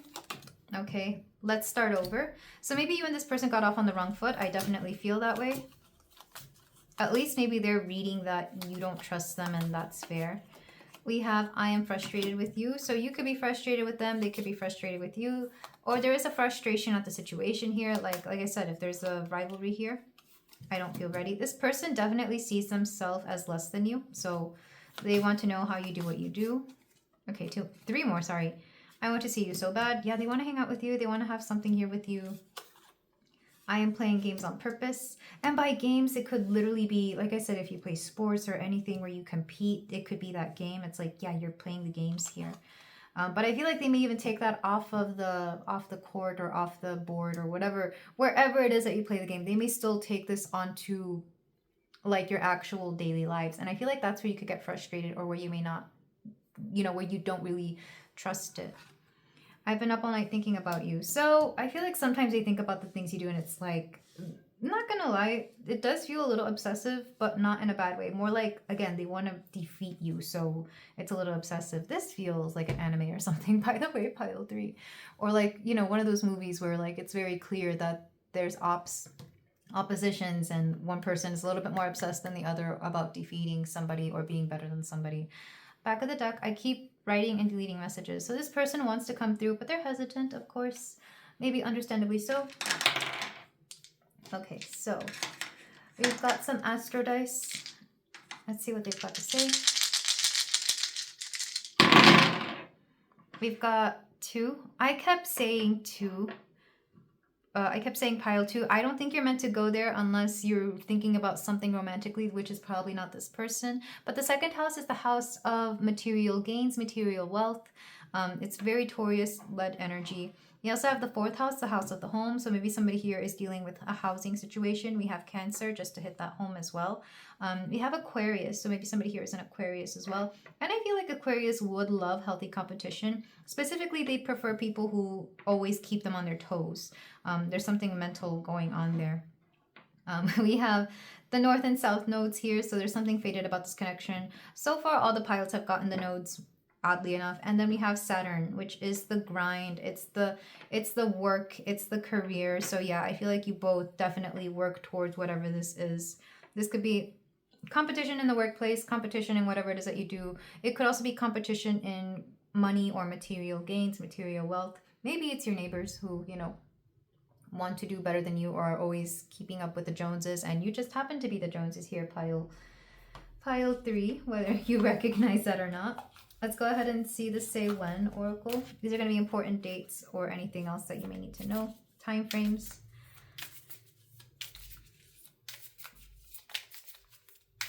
Okay. So we've got stop waiting.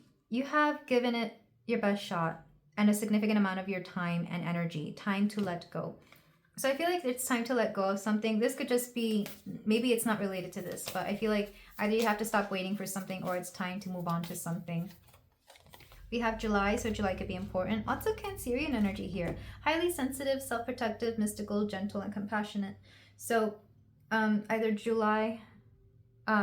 Cancer or Leo could be important here because they're both the signs of July. The fourth house, some of you could have maybe July is also the time of your fourth house, like mine is.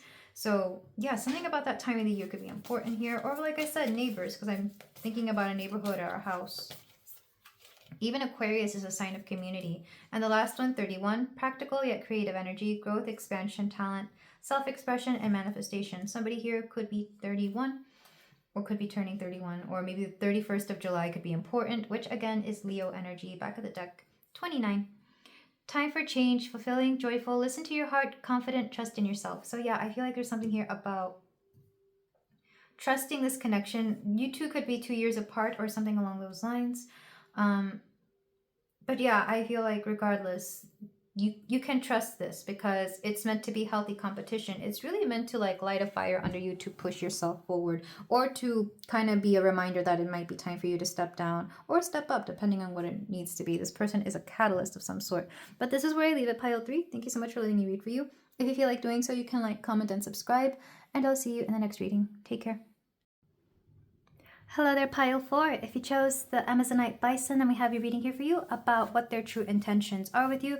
This could be platonic or romantic. It does not necessarily have to be romantic in this particular reading because I'm intending you to find any intentions with anybody. So maybe somebody here, for example, if you think somebody's just trying to be your friend, they could just be trying to be your friend. But if you think they have any romantic ulterior motives, then this is what this reading is for. So we're going to start with a card for you. This is how they view you. And we have 3 goddess decks that I'm going to use. So we have Sedna, Death. You know what's odd? I was channeling this pile before I even started it because I forget where my train of thought was. I must have been meditating. But there's something about you. You're very deep. Like, you're not the kind of person that really has casual chatter or a casual conversation, but even if you do, it's like you get very profound with your insights. You're really good at getting to the heart of the matter. When you talk to people, you don't just talk to them about the weather, you talk to them about your soul. Even if the subject matter is about the weather, I feel like you're very easy to like get to know people on a very deep level because you're very perceptive. You could also be very empathic, possibly very intuitive, but regardless, you're good at getting to the heart of the matter, and people like this about you. And not saying that you have like a very stuffy kind of way of conversating either. I feel like it's just when people want to have a serious conversation, they know they can go to you as well. Like, I feel like you can be very lighthearted and you can even keep it very surface level. But what people enjoy about you is that if they ever have any troubles with anything more serious, they don't mind speaking to you about it because you're very level-headed, very serious as well. Sedna her backstory is very tragic. I don't even like to retell it because there's something about not having been treated fairly or even having lost trust in your own, I think it's her father who kind of lets her fend for herself in the ocean. Hence why she is kind of a goddess of the ocean, and why there's orca whales here. But there's something about you, you're very deep, and people like this about you. Like, if they want to have fun with you, they can, but when they need to get serious with you, they can do that as well. You're a really good friend. So let's go ahead and get more cards for you. And like I said, I'm using goddess cards here, but you do not have to be a woman. I'm just putting you in feminine energy for the sake of this reading. Oh, okay. Oh yeah, power. And somewhere within all this stuff that you have, there's a power, because it's your capability to understand situations. You see through people, essentially, and you see through situations. Like, some people may talk very surface level. You get to the point right away. Like, you understand the heart of any subject. And I feel like, honestly, it scares people because there is a quiet sort of power here with Oya. There's this feeling that I think I also... Is she a goddess of lightning or thunder? Or maybe her husband was. I can't remember. But it's kind of like a tower moment, and not tower as an unexpected. Well, maybe it is unexpected in that you deliver some truths rather unexpectedly, or people maybe are not expecting you to have such a deep understanding of certain things. And again, part of the reason you're very understanding is because you see through things. You're very deep. That, and or you could be very well read, especially if you have like a background.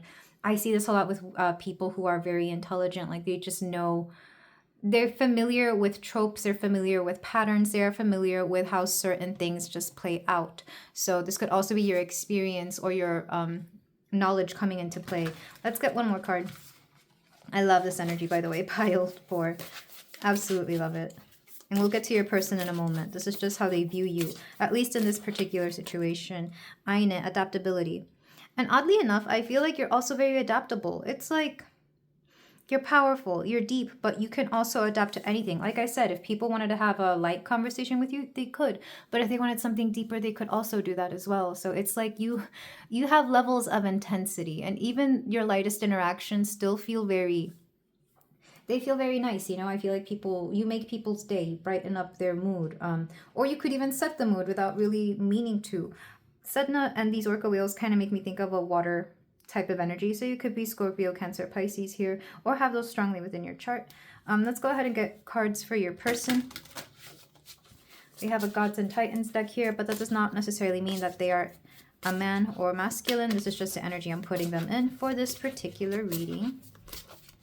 We have a Akot, dedication. Look, this person is also very dedicated. I feel like you and this person kind of match each other here, because where you have depth, they have dedication. So this could easily be something romantic where like you both have a same level of understanding the depths of each other, and maybe it kind of annoys you how they can also like see through you to some extent, or at the very least how they kind of get you without them meaning to.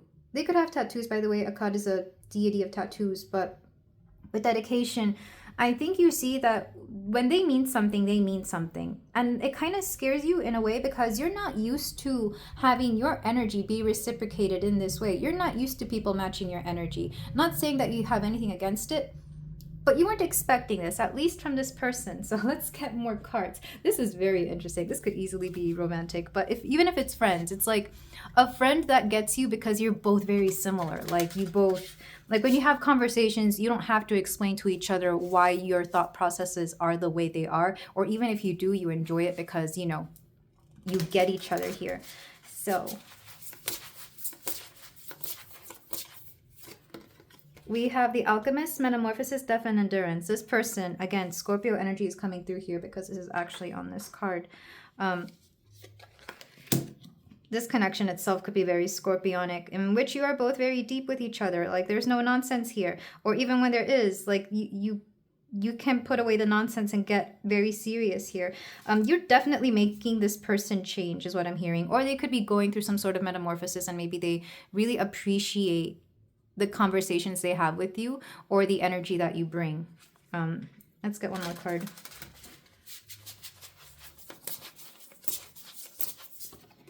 We have resilience, determination, willpower, and momentum. So yeah, I feel like this person is on a journey, or they feel like they can go the distance with you here with resilience. They also see that you have a very resilient soul. The myth of Sedna is one of a very resilient person. She's had to go through a lot. They understand this about you, and at the same time, like, they know, they trust your determination. I'm not seeing any intentions so far, honestly. I feel like mostly you mirror a lot of things of each other to each other. So you might think they have some ulterior motive. Maybe you kind of don't, I don't want to say you don't trust it, but you're kind of annoyed with them. And the truth is, they're a reflection of you somehow. So let's go ahead and get more cards before I start digging deep into this, because honestly, I'm already seeing what this is. Maybe they're a little bit more on the funny side as well. Like, even though they do have a depth to them, they have a sense of humor a little bit more so than you expect them to. Yeah, mirror. There we go. Reflection. It's like, this writes itself, doesn't it? You're mirroring each other something here. So they have no intentions. They're just like some version of you in this lifetime. And again, this could be platonic or romantic. It does lean a little bit more romantic. If it is romantic, I feel like you would bring out the things in each other that you both don't like, but you're okay with that. Because we also have the number 7 here. 1 and 7, by the way. When I'm thinking of 1, I'm thinking of the first house in astrology. And when I think of 7, the 7th house. And respectively, the first house is the house of image. It's the house of who you are. The 7th house is the house of relationships. So it's the individual versus the partnership. It's the individual versus not the community per se. This could also be friendship, like I said, 7th house. So there's definitely like an opposition here, and yet you're also very similar. So you could have opposite signs, like maybe somebody here is an Aries, somebody's a Libra, or somebody is a Taurus, somebody's a Scorpio, because we do have Scorpio here. And I apologize for the background noise. I thought the snow today would keep all these vehicles at home, but no. They're driving around there. Okay, so pile 4. Wisdom, Owl. I do feel like this person enjoys, when they do have a conversation with you, they enjoy it. But this person may not, like, whatever depth you have to show them, they're not there for it yet.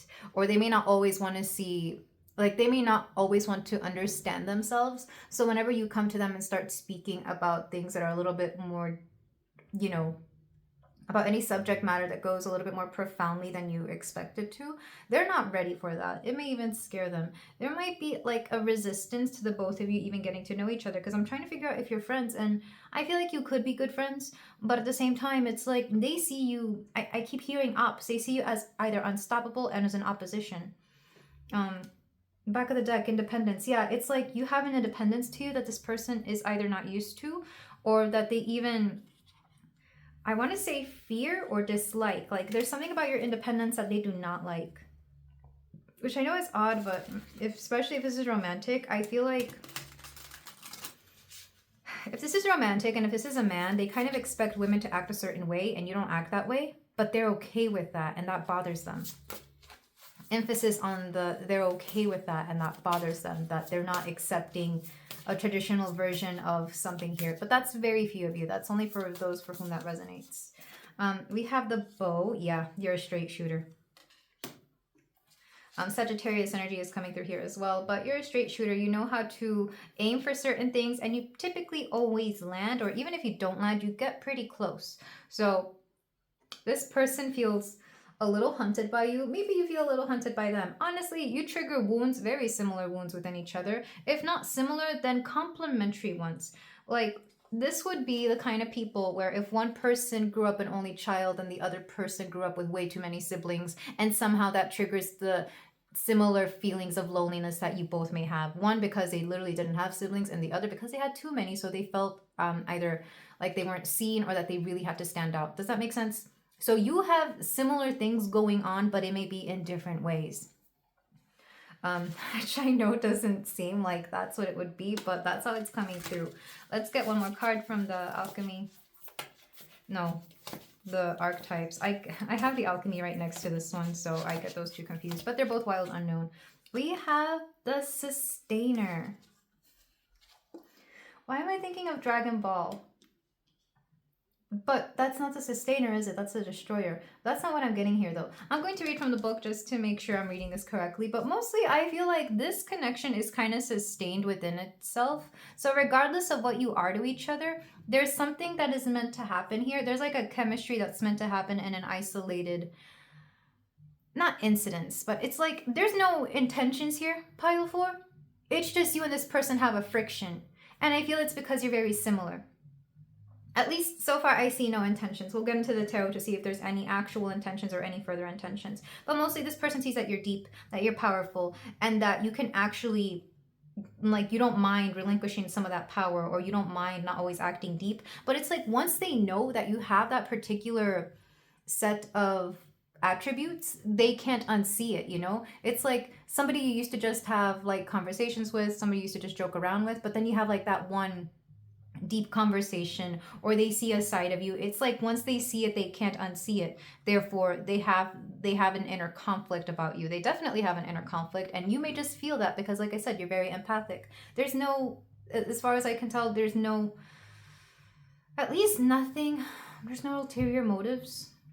They just know what you are, and that kind of doesn't, it's not that it doesn't vibe well either. You confuse this person, that's for sure. You confuse the alchemist. They're aware. Like, I feel like if they could, they would harness your power. If they could, they would take what you are and put it in somebody else, because there's something here about whatever you have going on. Maybe they want to be this thing as well, but with their dedication, I feel like this is somebody you're going to know for some time. Maybe they're a new coworker, maybe they're a new neighbor, maybe if it is somebody romantic, I doubt it's going to be like enemies to lovers, or there's going to be some friction before you get together, because there's something about this connection, like you mirror things to each other and you don't like it. I think even you don't like some of the things that this person mirrors to you, pile 4, and not necessarily in a bad way. I feel like you're understanding enough to handle that. But let me read from the book for the sustainer. So from the book, I'm sorry if you can hear the music out there. I don't know what they're playing, but I just realized there's music out there. Maybe you and this person like music. Okay, we have the peacemaker, the upholder, the preserver. The sustainer, the second archetype in the trio of existence, works behind the scenes, tending to the task of life. They cultivate gardens, pay bills, keep the meals warm, and the mouth sweetly fed. The sustainer is at peace in the process of life, knowing there is no start or finish to humble yet meaningful tasks. They have a natural inclination to nourish others, to archive, to preserve Earth's resources, to consider environmental impact, to see their role in the divine cycle of life. It's common for the sustainer to become overworked, leading to resentment. Their tasks aren't glamorous, and therefore the sustainer rarely receives the credit or attention. The sustainer longs to hold things in place so badly, especially in relationships, that they can resist necessary change. Take time with this archetype. It is within us all and needs our love. You know what's interesting? I was really thinking of a housewife here. So, like I said, there's something about traditional gender stereotypes within this person. Maybe you acknowledge that. Maybe you see that. Maybe you don't like that they have that mentality. And yet you can't help but think, you know what? I kind of get it. And I know that seems weird. Like I said, there's something very pivotally opposite about the both of you. And yet at the same time, you mirror each other, because this is easily, oh, you know what was before that? The destroyer. Yeah. And what's before that? The creator, destroyer, and the sustainer. Yeah, that's the trio that was talking about, the trio of existence. So maybe you're the creator and they're the destroyer, but somehow together you're the sustainers. This is easily a connection. Like, it does feel like it could easily be romantic, but you would have to be okay with like compromising your opposite views and having them be in harmony together. In fact, if this was to be something along those lines, that's what it would be. Because it's like either you hate each other or you love each other, but you can't deny that there is a similarity between the both of you, whatever that similarity may be. Honestly, I'm here for it. I kind of love the intensity of this connection, but that's just me, and I don't know. Because like I said, it feels like enemies to lovers or opposites attract or something here. And yet, I don't know. I feel like there's no intentions, at least not on their part, maybe not on your part either. But let's go ahead. If this sounds like what if this resonates with you, if this, is resonating, definitely huge romantic overtones, but it doesn't have to be. It could just be frenemies maybe. Then let's move on to the tarot portion, because honestly I'm very curious as to what their intentions may be, if any, because I feel like they may not even have any. I feel like you guys just hate each other's guts, kind of, sort of, or you see I do feel like it could be love hate, honestly. But with the tarot, we're doing this still you and them. The first row is going to be them. So even though we kind of saw what the oracles are trying to say, this person, how do they view my pile 4? Can we get a little bit more clarity? Can we get whatever they're not showing here? Okay, this stuck out. The pillar. My guys, my girls, my people. This is the Empress. Is it? Or is this the... Let me double check because I know this deck has the different meanings. Yep, pile 4, this is the pillar. Empress, they see you in Empress energy. Nurturing, love, pleasure. Signals the presence of the earth, the elements, the sacred perceptive force, and natural beauty. They definitely see you as very beautiful. They definitely see you as a woman, regardless of what that case may be. Like I said, this person has very gendered stereotypes, so if that doesn't resonate with you, you could either take this as like, well, yeah, duh, that's what I that's what I am, and that's what I identify with. And if you're not pile 4, then this could, of course, be in conflict with your actual identity. So take that as it resonates. But they see you in Empress energy regardless. I feel like they see you as very beautiful. They definitely see you as wifey material as well. And maybe there's like an independence to you that kind of like, even if you yourself see yourself this way, you know that anything with this person would be a little bit, I don't want to say backwards because I don't know. I guess it depends where you are, and we'll look into that in your section. But it's kind of like, let's say you always thought that you would never want to get married. Let's say you always thought you would always want to be single. This person makes you want to settle down. Like, that's what I'm getting. Maybe that's what bothers you. Or maybe this person expects you to, or I don't know. But this person sees you as absolutely Empress energy. Like, they see you as gorgeous, fertile. And yes, I do mean fertile in several ways here. This person could easily be very attracted to you, and maybe they don't want to be. Even if it's just your personality. They're attracted to something about you, and they just... I feel their conflict here because I'm literally getting in the pain in the side of my neck. Maybe they even say something about that. It's like, you're a pain on the side. Or something like that. That is so weird. Okay, let's get more cards. So what are their intentions then if they see them this way? If they see my pile 4 this way? If we wanted to make this roles reversed, if they are a woman and you're a man and you're both straight, they could easily still see you as like a more submissive man. And again, maybe that is in conflict with how you are here, pile 4. Unless you're okay with that. I feel like it's going to be split down the middle, or like, you know, it depends where you are. So what are their intentions? Oh, we got 2. We have the Queen of Wands and the 10 of Swords. Oh, they don't want to break your heart, but they honestly, I feel like they would actually just take you up physically. Or they would want, like, 2 things. Either they want to get with you for the bragging rights because you're a very attractive person, pile 4, regardless of what you identify as here, regardless of what's going on. You're attractive. They acknowledge that you're attractive. But 10 of Swords, either they feel like, either they don't mean to take this connection seriously. It's like they see wifey material, but rather than make you a wifey, they're going to just hit it and quit it. Which I know seems annoying, but that's what I'm being honest. The other way of taking this though is that I feel like they think they don't have a shot with you and you're going to reject them or break their heart. Regardless, it's like inevitable that somebody would be heartbroken here, or that things just wouldn't pan out the way things are supposed to go. Which again, maybe they're in conflict with their own views of you or how they're meant to play things out here. But they find you incredibly attractive. Honestly, this is just sensual attention. I feel like this is plain and simple sensual attention. And if you wanted to have anything with this person just to relieve that, that's up to you. You're an adult. I think you would know what's going on here. Okay. Why? Let me just ask why. And I am going to ask one for ulterior motives because this would be somebody who has that. Okay, so why we have the Anchor? Because they think they're your emperor. It's like, you're clearly an empress. I'm clearly an emperor. We should get together and do something. Like, this person, the way they think is very simple. Except when you both get together. And I feel like you bring out the depth in them. And they're like, I can't believe I just spoke like that to pile 4. Or it's like, oh, I can't believe pile 4 is this kind of person. And even though I don't like this kind of person, I'm attracted to them. It's like, if this person believes women should shut up and not talk, they love that they talk to you. And it's like, whatever their type is, you're the opposite. And it bothers them that they're into you. I don't know what else to say. Like, pile 4. I'm kind of here for the complexity of this, not gonna lie. Okay, and maybe, honestly, this person, I could easily see them as having a punchable face as well, because I don't like their mentality, but this is just what I'm telling you. Okay, ulterior motives then. If they see themselves as the emperor here, if they see, oh, wow. Fate. There's no ulterior motives. I think it was fated that you were meant to meet this person in some way, shape, or form. Like I said, the sustainer. Like, you get together and things become balanced somehow. That's not to say that you're meant to marry this person or live with them for the rest of your life, because I do see the toxicity within them. But I do feel like it was meant for you to understand or learn something from this connection. Like I said, you mirror things to each other here. Anything else that we need to know about this person? Let's ask, are they going to make a move? Because I feel like they may not currently be actively wanting something with you, but they know what they would want if they were to have you. So any future moves, any next steps towards my pile 4. The 3 of Wands. Yeah, they're going to make plans with you, but they're not sure yet. 3 of Wands also lets me know they could be talking to other people. It doesn't necessarily have to mean that.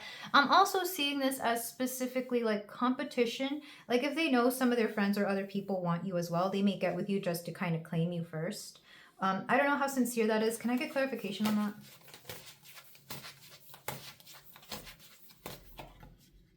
4 of Cups.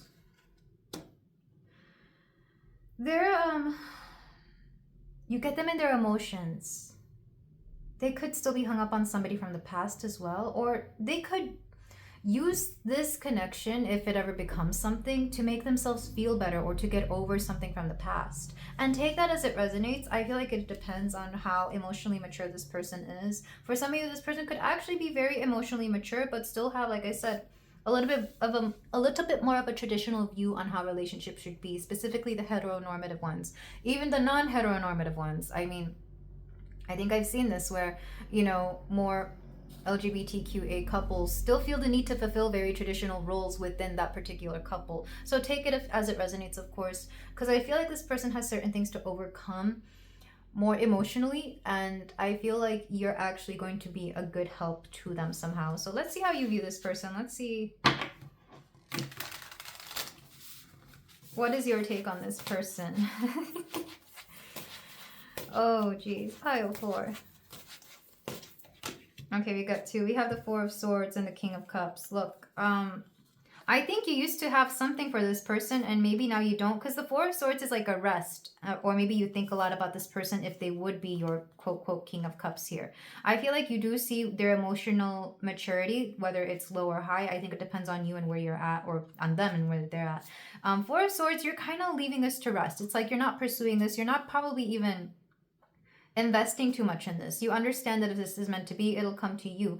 But you've kind of let this connection go already. Like, you've already let it go. Like, you don't care what happens. But you do have some sort of feeling for this person with the King of Cups here. I do feel like either you used to have a crush on them or you used to feel something for them. I doubt it used to be a previous connection, but it is possible here that it used to be. If not, they could remind you of a previous connection as well. Maybe they're very similar to some people from your past, or even to, like, maybe they have similar views as your father for some of you growing up, and that's kind of what bothers you. I feel like you've let this go, or you just don't care. Like, you think about it, you understand it's there, and every now and then something will irritate you, because I feel like you might have to deal with this person on a regular basis, or regular enough that, you know, it's a thing here. But for some of you, this could also be, I guess, maybe like a parent's child here. Sorry, like a child's parent, like if it's a baby daddy, baby mama situation, specifically baby daddy with the King of Cups here. So it could be an on-off thing that you have with them. Take it as it resonates. I feel like regardless, this frustrates you. Okay, so that's how you view them. Can we get something? Why does this person trigger, quote, quote, pile 4 this way? That's what I want to know. I want to see what it is. I mean, we already kind of got an answer. We've got Justice. You feel like you haven't been treated right in this connection regardless. You feel like they haven't been treating you right. You feel that things are unfair. You feel that whatever the case may be, maybe they don't give you enough attention, or maybe if you had tried something together before, like things were just imbalanced, because it's kind of wanted to come out reversed. I'm not taking reversals in this reading, but it did want to come out reversed. So you feel that things have not been fair, or that things have been imbalanced here. What are any next steps that Spirit is asking you to take in this connection, if any at all? How to handle this is a better question, I guess. How to handle this. We have the 8 of Wands. Yeah, just don't think about it. like you're already doing pretty well by not letting your mind think on this. Eight of Swords is quick action. So can I get a clarifier on this one? Seven of Swords. Also, don't, no, that's good. I'm hearing keep, okay, let's get another card. The World. Clarification on the Seven of Swords. Because there's two different ways to take that. The Lovers, yeah. Back of the deck, Eight of Cups. I feel like you're over this, whatever this is, or you're not investing anything emotionally, because I feel like in the past, either this person, if they didn't lie, then they definitely didn't, they weren't honest with themselves. They may not have been honest with you, and it doesn't necessarily have to be malicious here either. Like whatever they were keeping, I feel like there was not enough transparency, or even if, like I said, you don't reveal everything to each other here, because this person, they're not comfortable revealing certain parts of themselves, including the emotional part of themselves. So maybe this is why you suspected that they were being dishonest. And quite honestly, I feel like maybe they have been seeing other people. Maybe it was very casual what you both had and they were seeing other people. The Eight of Wands is just to get over it, honestly. That's what I'm hearing. Is like you're going to find a new distraction, a new person, something very quickly. If they really are meant to be anything to you, they will come through, they will come forward, and they will make it work out. But with the World and the Lovers, it's like, set this to rest. The world isn't ending, and it's also being very satisfied with your own world, with your own life, with whatever's going on. The Lovers does let me know that whatever they were hiding, if this is somebody from your past, or even a flirtationship, somebody, I feel like they really wanted this to be a relationship and they never spoke about it, or they never wanted to put in the work to make it that, because again, they see what you're worth, they see who you are. It's like they understand wifey or hubby material when they see it. They see commitment material when they see it, or they know it when they see it, is what I meant. But they didn't want to treat you that way, and now they lost out on you. Because I feel like they understand that this could have worked out, and somehow it was part of their fate to either lose you or to mess up here so that they can do better. Because I'm not gonna lie, there is a potential here for this to work out. Yeah, Six of Coins. This is evening things out. But let me tell you, if it does, things are gonna have to be set right. Like this person is gonna have to work really hard to make sure things are stable, to make sure things are I hear retribution. Yeah, the Moon, the Magician, they can't be manipulative. They're gonna have to, oh my gosh, what is going on here? A lot would have to happen in order for this connection to work out well, and mostly on their part. Because for you, I'm seeing you're not investing anything here except wherever you have not been treated well, except where you are owed something. It's like part of what frustrates you about this person. And this is only if this person used to be somebody that you were dating, by the way. If this is somebody that you've never dated before, I feel like same thing. Like they have to show up for you. They have to put in the effort, because even though you do care and you do have some sort of interest for them, you're not going to waste yourself on somebody anymore. I don't see you doing that. So they're going to have to step up. Because even you see where this could be a relationship, but you're not going to do the work. You're going to let them do the work. Maybe you even suggested it in previously or something, and now it's like, whatever, let this be what it is. And good on you, pile 4. I'm very proud of you. I feel like this is a good thing to do, because unless there's justice here, unless there's fairness in some way, shape, or form, what's the point, is what I'm hearing. What's the point? You can't be the one holding up this relationship, or even trying to make it work, or even wanting this, depending on how deep this was. Even if it's a flirtationship, even if it was just somebody that you were, I don't know, you thought there would be something. It's like, yeah, they have to step up. I'm not doing anything. Like if this person really thinks they're this Emperor energy, then they can prove it. Which, good on you, pile 4. Or Empress, Emperor, like whatever your genders are here. Like this person can show up for you. So let's get some closing advice here. I'm doing channeled messages. This is a romance oracle. And of course it's going to stay romance, because I feel like this pile really was that. So their intentions. Did I get anything about the future intentions? I guess they may come through, but it's a big if. I feel like they're original. It's not that they had intentions. It's just that they recognize what you are, you know? I'm seeing,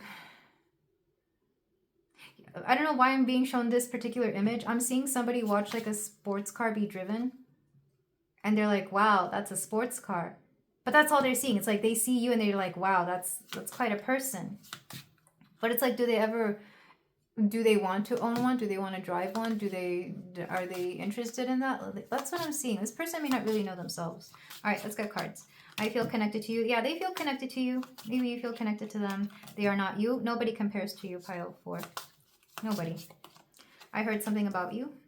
Yeah, maybe they heard things about you. There could be some gossip or something circulating. Or maybe you know people in common. I am still healing. So either you or this person could still be healing. Like I said, this person has some emotional wounds to deal with. And I want to see you so bad. Yeah, they want to see you bad. But I feel like you've given up on this. You're just like, I don't care about this. And I feel you. Yeah, what did I say? I feel you're wife-husband material. They know commitment material when they see it. And I do feel like they're kind of worried that they will never find it again, because I feel like you definitely have something that's difficult to find. Like I said, you're not shallow. You're not. And they love this about you. Or I don't know. You reflect something back to them that not a lot of people can. Or even if they do find people who aren't shallow, I see them meeting people who they think are deep, who they think are this way, but then they don't act that way. And that's what bothers them, because you are the opposite. Like when you're deep, you actually act accordingly. Because I think they've tried to get with people that are similar to you, but it's like the knockoff version, you know? It's the Sam's Choice version. It's the store brand version. It's not the premium quality, which is what you are. Back of the deck. You fuel my creativity. Maybe somebody here gets inspired here. Let's get some Astro Dice. So I see no ulterior motives. I feel like they don't feel like they can have any intentions towards you, pile 4. Either they already lost that shot, or they just don't feel like they can keep up with it. I don't know. This person's frustrating me now too, so I kind of get it. Oh, okay. One fell. I'm going to roll this one down. It fell in my lap. Libra. Leo. Somebody here could be a Libra or a Leo, which is interesting because, and no shade to these signs, I love them both, but they can be known for a little bit of their superficiality, or the glamour behind the substance here. So either of them could be this, but they were actually very drawn to your depth, even though they don't typically go for that. This is liking somebody for their personality versus liking them for their looks. And again, they still love your looks. I feel like for them, your looks are actually worth, well, no, how do I say this without it sounding weird? Like, your looks match not your looks match your intelligence. What is that supposed to mean? That's rude. I feel like this person bites their tongue a lot. So you may not be the most beautiful person that they've ever seen. I feel like they definitely have had better, but that doesn't matter to them, because they love your personality. They love the conversation you have. They love that nurturing energy that you have. They can't find that with superficial people, or at least that's a mentality that they have that maybe they need to resolve. We have the 12th house. Yeah. Like I said, depth. Like maybe you have a lot of 12th house placements and you like this. The 12th house is that which is subconscious, that which is difficult to talk about, but it gets talked about regardless, and also healing. We have the 4th house, which is the house of the home. Again, they felt very at home with you, or maybe your home could be important. We have the nodes. The nodes have been popping up in every single reading, which just means it's a faded connection. So far, all the piles here have been faded. And Mars energy. Yeah, this person definitely sees them as very ultra masculine. Sorry, they see themselves as very ultra masculine, or maybe they have issues with their masculinity in some cases as well. This is Aries, Scorpio energy. Also something about if you've been physically intimate with this person, I feel like it was really, really good, or there's something very, very much that they like about that, especially if it was unfortunately a hit it and quit it person. If it was, I don't feel like you knew it was going to be that from the start. And if you haven't been physically intimate with this person, I feel like you clash a lot, but really it's sensual chemistry. So take it as it resonates. And then the last cards are going to be dates, months, times that are going to be important from the Say When Oracle for my pile 4. We have May. Luxury, enjoys getting pampered, ambitious, focused, resilient. Not as much as Libra, but Taurus is also a very, excuse me, I guess it's a truth.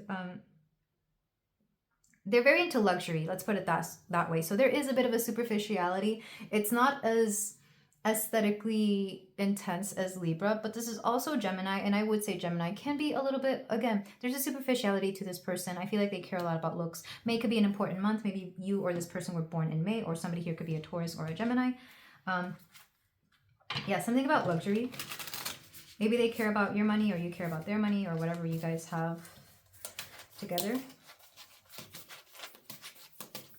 We have February, so somebody here could be born in February. Innovative, progressive, rebellious, humanitarian, sensitive, social. This is Aquarius energy, but it could also be Pisces.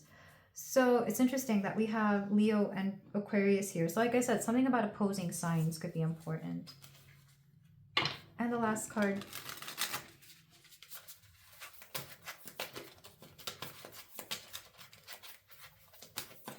$18.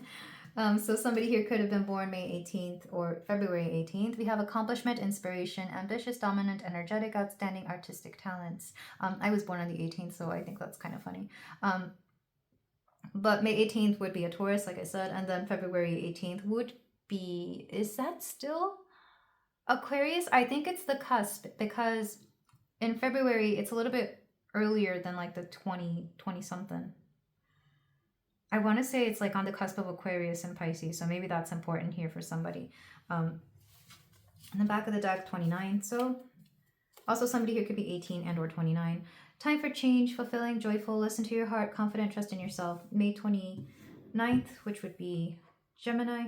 Sorry, yeah, Gemini.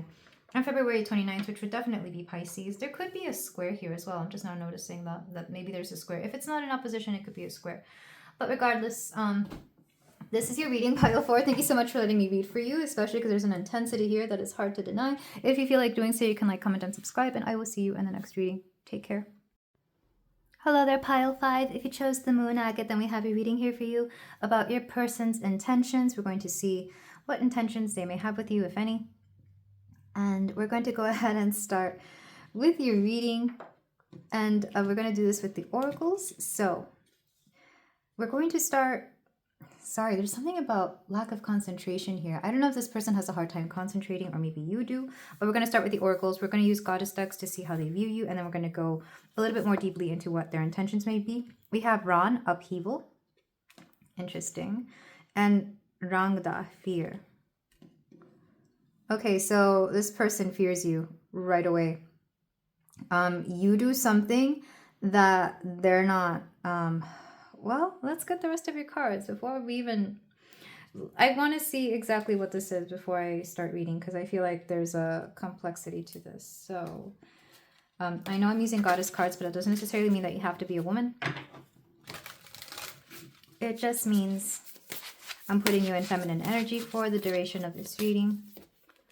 We have Athena, knowledge. Oh yeah, that's what I'm getting. Yep. Okay, that makes sense. You know too much. You know too much, or you're too smart. And somebody fears this. Especially if they've been acting a little weird toward you. I feel like you essentially know. Or maybe you don't know. I feel like this person knows that you know. We have Brigid, healing. Interesting. So it could easily be that you've gone through a upheaval or some sort of fear. Like they know that you've gone through something. But I'm kind of seeing two different sides to this. This could be several people, or maybe this person doesn't know how to see you. Because on the one hand, they fear you because you know a lot. And on the other hand, they know you've gone through a lot and you're healing through it. It could be all of the above.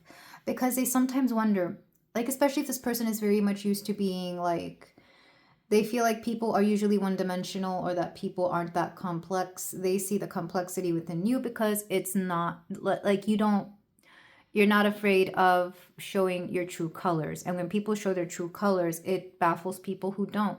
So let's go ahead and get a card for them. I want to see who this person is, or how they, who they are. Who is this person? This is a vibe check as well. So if you feel like this isn't resonating, we do have 4 other piles. This person is loose, skill. Interesting. I always associate this card with like the workplace. This could be somebody you work with, which makes sense. This person is also very skilled. And if so, they fear you because they know, like, this would be somebody that if they were to mess up something, they would fear that you're around because you would know exactly how to pick apart how exactly they messed up.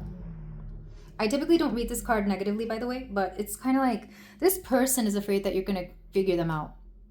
Because with skill, they're good at doing something here. They're really good at doing something. And they know when you come around, you're going to be able to figure out what they've done, which I know seems weird. So this could literally be something physical, like maybe within the workplace or a work setting. Like you can take apart what they've done and figure out that they were the one who did it, or that they would be the only one to have the knowledge to do something here. Wow, this is very cerebral. This person, they know you're not an idiot, essentially. It's part of the reason they fear you. But at the same time, with upheaval and the healing, they also know that you're a very, it could be that there's, I want to say a sensitive soul. So yeah, you could be a sensitive soul, but it's kind of like they know that you are going through something. Maybe they're waiting for a moment of weakness of yours, is what I'm seeing. So this person definitely has ulterior motives. The way they see you is a little bit, it could be a group of people. So if you are thinking of one person, there's other people behind them, or other people also talking about this, or kind of feeding them this. They're a little paranoid, not gonna lie. This person's a little weird. I don't know who you're thinking about, but this person, they spend too much time thinking and not enough time being happy. So let's go ahead and get cards. What motives, what intentions do they have? We have power. Yeah, this person's power hungry in some way, shape, or form. They're power hungry. And they see you as getting in the way of it. Confidence, strength, vitality.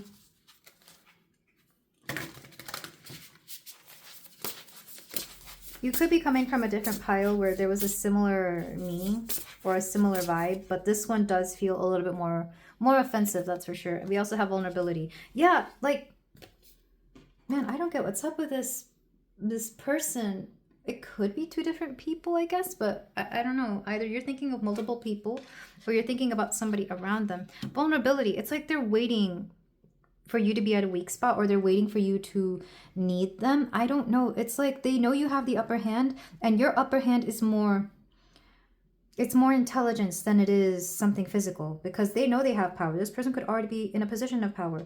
And with vulnerability, maybe they don't like that sometimes they open up to you. Maybe they don't like that people open up to you. There's something about, this would definitely be like a very, they don't have to be a man, but this could be a very masculine energy that understands that you have a very divine feminine energy, and they worry about this. This could easily be two women competing against each other, because this could be one in a very healthy balance of divine feminine and divine masculine, and the other one is imbalanced in some way, shape, or form. So this could be a rivalry, but regardless, this is somebody in power, somebody above you who fears you. Because they know you're not stupid, and they were hoping you were stupid, is what I'm hearing. Like this person, ugh. This makes me think of people I used to know, and already I can, yeah, so maybe, I don't know, let's get more cards. What are their intentions? What do they want? What does this person want? We have rainbow, hope. They see the value of you, and they're hoping they can use you for something. They're going to present it as, they're going to pretend to be your friend. They're going to pretend to be very civil. And I feel like you will too, especially if this is like a professional setting. Like, you're going to pretend to be friends too. But like I said, you're not an idiot. You have Athena on your side.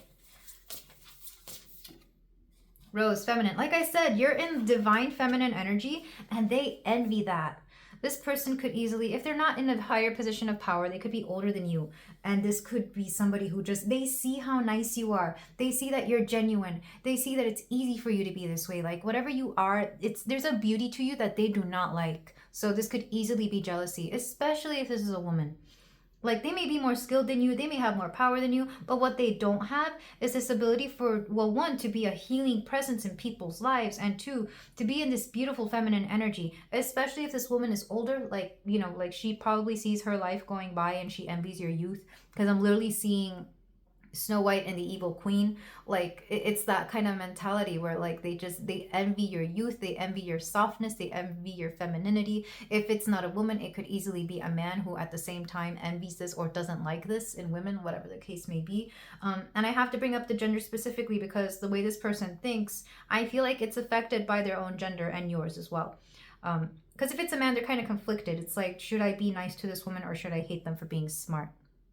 Maybe somebody in the past has like this would be a man who believes that women are conniving, thieves or something like that, which, you know, maybe they had a bad divorce or something. But this person, there is definitely a toxicity to them, even though it seems like they have everything else going for them. Like, they definitely have power, they have skills, but they don't like you because they have to use you, because they understand the value of you, but they do not like you. They might present like they do. They might even play and act nice. So if you had a gut feeling that this person was out to get you, you're right. You're right. They're not going to show it. They're going to be very professional about it, but good on you for coming here, pile 5, because this person is not all they seem. Maybe you weren't even thinking of this person and you might already be thinking of somebody. So let's go ahead and get a card.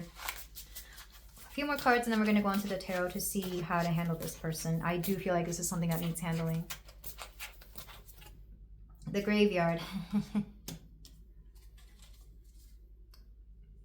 I'm seeing a graveyard and then like a zombie hand pop up. It's like once you think this is over with, they keep popping back up for whatever reason. I'm also thinking of the Phantom of the Opera, because there's a scene in the movie, it's a 2001 movie, where she goes to visit the grave of her father, and it looks just like this, and then the Phantom pops out of nowhere, and she thought she would be safe from him, leaving the what's it called, the opera house, and there he is, sword fighting with her fiance. It's like you thought something was over, and then it isn't, and it comes back, and you're like, why am I dealing with this again? Why am I dealing with this person again? Like, once you think it's over, here they come. Because I feel like this person keeps tabs on you, whether it's intentionally or not. Like, especially if it's the workplace, because you're such a big contender, or you have such a presence, they can't help but notice you, because that's part of their job. Okay. Let's get one last card, one archetype card. The womb, yeah. I mean, if you were to take this a little bit more literally, this person could be waiting for you to have children, or maybe you just had children, like you literally just gave birth, so you're healing. This person, it's like they were gonna fire you and then you got pregnant and now they can't, because that would look awful on them. That's what I'm getting. So that's only a few of you. That's not going to be everybody, but if you know who you are, you know. Like I said, there's something about your femininity, the fact that you are a woman, that bothers this person. I don't know why. Even if they're a woman themselves, it bothers them. I think maybe even if they are a woman, especially because they know how, if they're a woman, they know the games women play, because this person is very much in like a toxic feminine energy, and they believe other women are this way, and I don't think you are, at least not that I can see in this instance, pile 5. It's kind of weird. This person, they're going to pretend to be your friend, they're going to pretend to care, and they actually don't. This would be the boss who has to send you, you know, a congratulations card, even when they don't mean it. Maybe they've already done that. I do not like this energy, because like I said, you're smart. You're probably good at seeing through this. And with upheaval, I feel like every now and then you bring up something that just bothers them more than it would bother anybody else. Yeah. Numbers coming through because they are calling out to me here. We have 19, so you could be 19. We have 23, you could also be 23. 7 with the 7th house, which is the house of partnerships, yes, but also open enemies. In fact, most piles in this reading, so today actually, I'm only going to do 5, have had 7 dealing with relationships here. We have the number 9, expansion. I'm also hearing gossip. That's usually more the 3rd house, but it could also be the 9th house of knowledge. Next to the card of knowledge here, we have the number 5 as well. So somebody here could be a Lifepath 5. It's also a house of children. Like I said, there is something about you. I know that's not everybody. Maybe something about you being a mother is also bothering them. Yeah, this could easily be either or. And then the number 40, 46 and 50. So maybe they're 46 or 50, because I know that's when women typically start those are around the ages women start menopause. So this could easily be an older woman who resents you for the fact that you can have children. I've actually seen this in the workplace. I have people who, I had a manager who was infertile, and there's nothing wrong with that, of course, absolutely nothing wrong. The problem was how she handled when somebody else in that bakery had a child, and it was very in poor taste. It's making me think of that kind of situation here. So let's go ahead and move on to the tarot. I want to know, let's see what advice Spirit has for you, because if it's coming through here, even if you weren't thinking of this person, then, you know, I feel like this is more of a warning reading, and let's thank the universe for that. Sometimes it's the readings we don't come here for that we need to hear, right? So Tarot-wise, it's still going to be you versus them. I'm going to see their true intentions because they clearly have ulterior motives. You can't tell me they don't. And this is why you are here, regardless. And feel free to choose another pile if you actually had somebody else in mind as well, pile 5. But, okay, so how do they view my pile 5? What's up with this person? And how are they viewing them? We have the 7 of Wands. Yeah, you're a threat to them. They feel the need to defend themselves against you all the time. Maybe people have even called them out on how they've been treating you and they don't like that. So they see you, like they think that you've brainwashed people into doing something, which is kind of stupid. I feel like people really just see you for who you are and they know how you deserve to be treated. But this person, for whatever reason, truly believes that, oh no, pile 5 must have used their quote, quote, witchcraft or something on them. I'm literally hearing that for some of you. Or that you've manipulated them into believing something here. This person. Ugh, I don't like their energy. Okay, so, what are their intentions? What are their intentions on the outside? We have the High Sage. You're divinely protected is what I'm hearing. This is the High Priestess.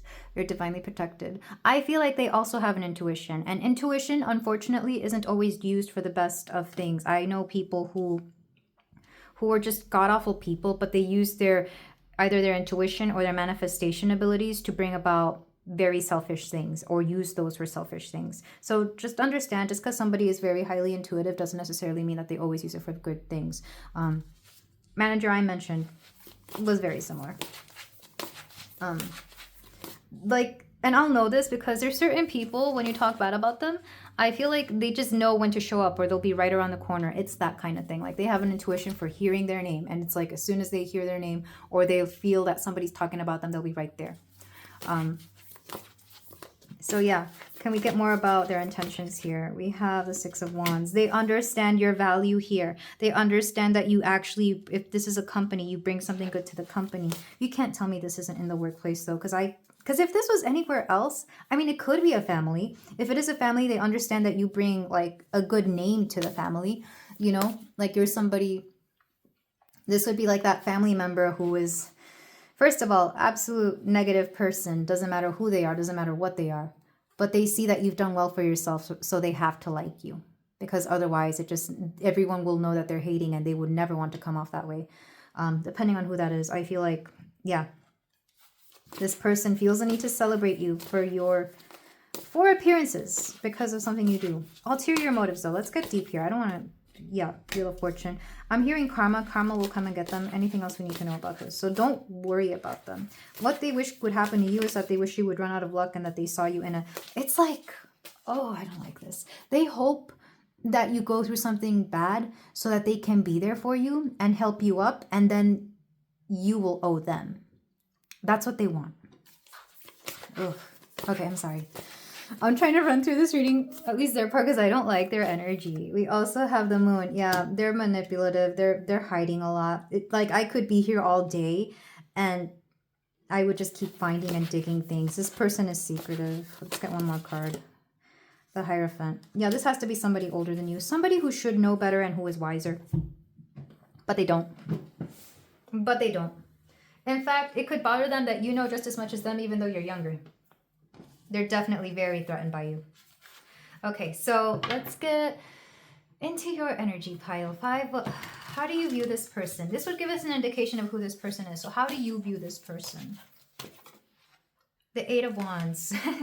I think you've been over them. I think you're just like, you don't worry about them. You don't bother about them. You've got other stuff to deal with. Even if they are your higher up, or even if they are your... like if it's a family, if they are someone who's like the matriarch, the patriarch, you don't worry about them. You're just living your own life. You've got other things to deal with. It's like you can't sit here all day and pretend to be, pretend that you're both at it. Like you don't care about that. Yeah, we have the King of Wands. You've got better stuff to do and you know your power. You know your power. Like you don't care. This is you also being in control. How is the universe advising that you guard against this? I feel like at most or at worst, their energy is affecting your energy. So definitely protect your energy by shining a bright light. The bright light will cast away anything that is negative and dark, and it will probably repel this person. And if you don't believe me, do this out in public. Whenever you're around this person, if you have to see them, just Close your eyes for a split second. Think of a big, beautiful white light around you protecting you, and see how quickly they run off. I've literally done this. It's kind of funny. They will not mess with you, or they might try to, and something else will take away their attention. Okay, so, and that's not from the cards, that's just from me to you. How does the universe, how does spirit ask that you handle this person? Temperance. With a lot of grace. It's like hate doesn't fight with hate. Hate fights with love. So you send them a lot of good love and a lot of luck. You're just like, you know what? I feel like you even understand that this person has problems and issues and needs a lot of healing, and you're not going to do that for them, nor will you pretend to be their friend, but you are going to wish that they get better. You are going to wish that they see their own light, because clearly it's not wherever they are right now. We have the Five of Wands. Yeah, I feel like you do see them as an opposition, though. I feel like you have to, like, you understand that you're going to have to deal with them, but you're not going to be happy about it, and you're going to be very honest about it as well, because the Five of Wands is like necessary conflict, I guess. It's one way of seeing it is conflict. Let's get one more card.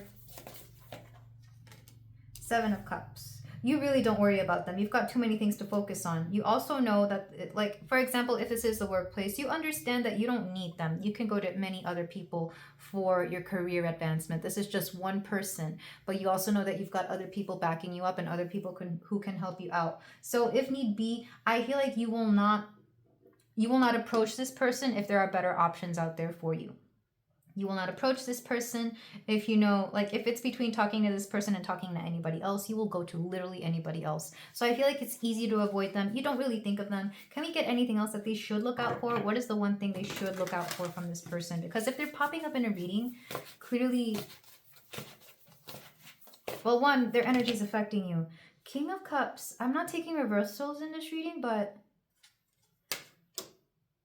I mean, this could be a father figure for some of you, or a grandfather. Can we get clarification on the King of Cups? Because this could easily be your partner if you have one.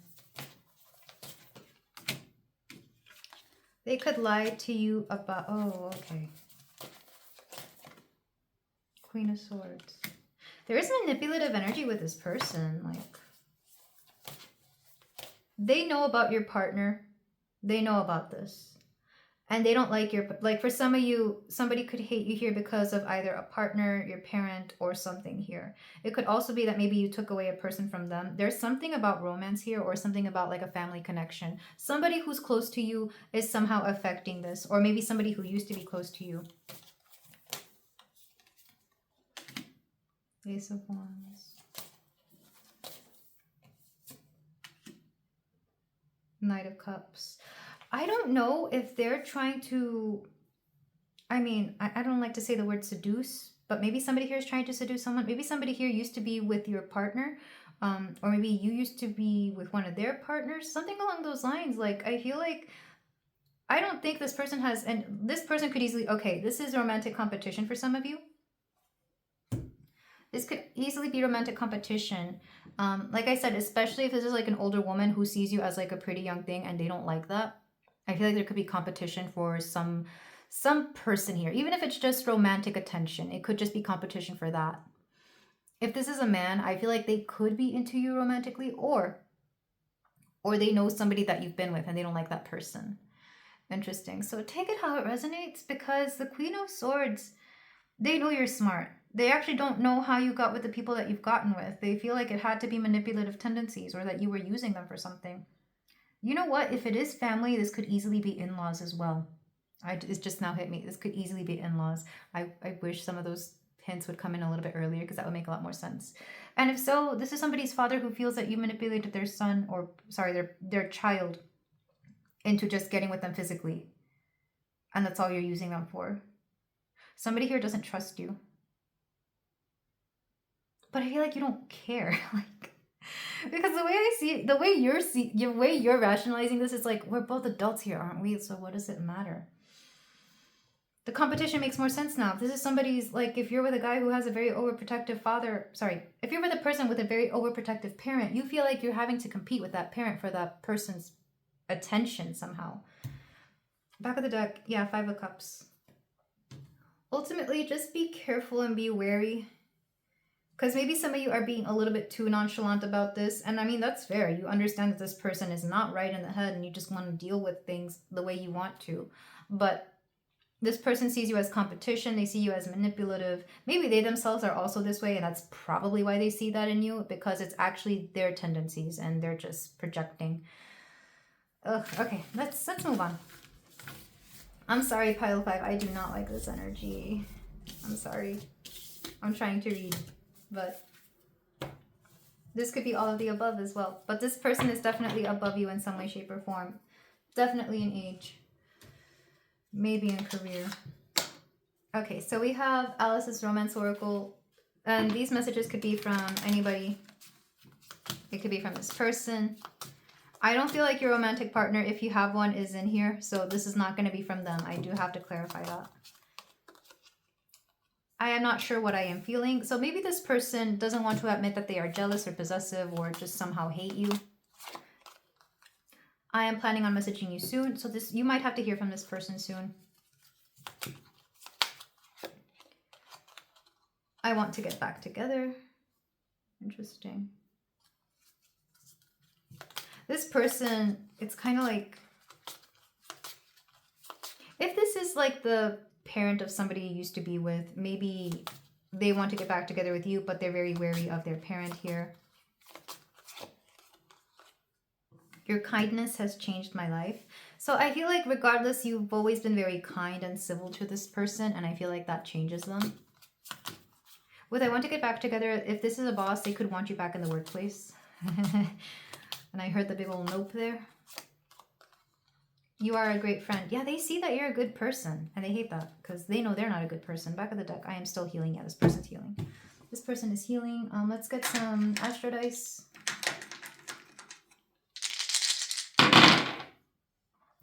We have Pisces energy. Which, yeah, sometimes Pisces energy can be... And I'm saying this with love. I have a lot of Pisces in my chart. But the negative aspects of Pisces is that they can be very manipulative or a little bit two-faced. We also have Aries energy.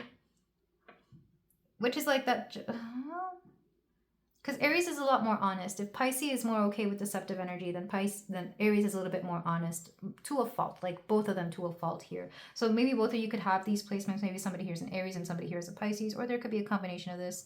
We have the number 2 for the second house. Again, money is coming through here, and specifically possession, something about possessiveness here.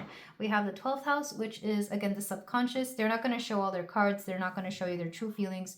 They never will. We have Mercury here, so something about communication, and Venus. Yes, you're a very attractive person. Something about your femininity bothers this person to no end, by the way, pile 5. Even if you're not a woman, like maybe if you're a man, a straight man with like who's very in touch with your feminine side, this could bother somebody here. Because it's kind of like, I don't know, something about your beauty, your looks bothers somebody here. And then the last cards are going to be the Say When Oracle for any important dates or times. So for pile 5,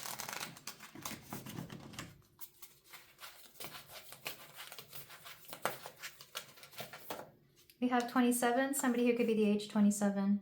Embrace new chapter, listen to own intuition, guidance, positive mindset, rid of negativity. Yeah.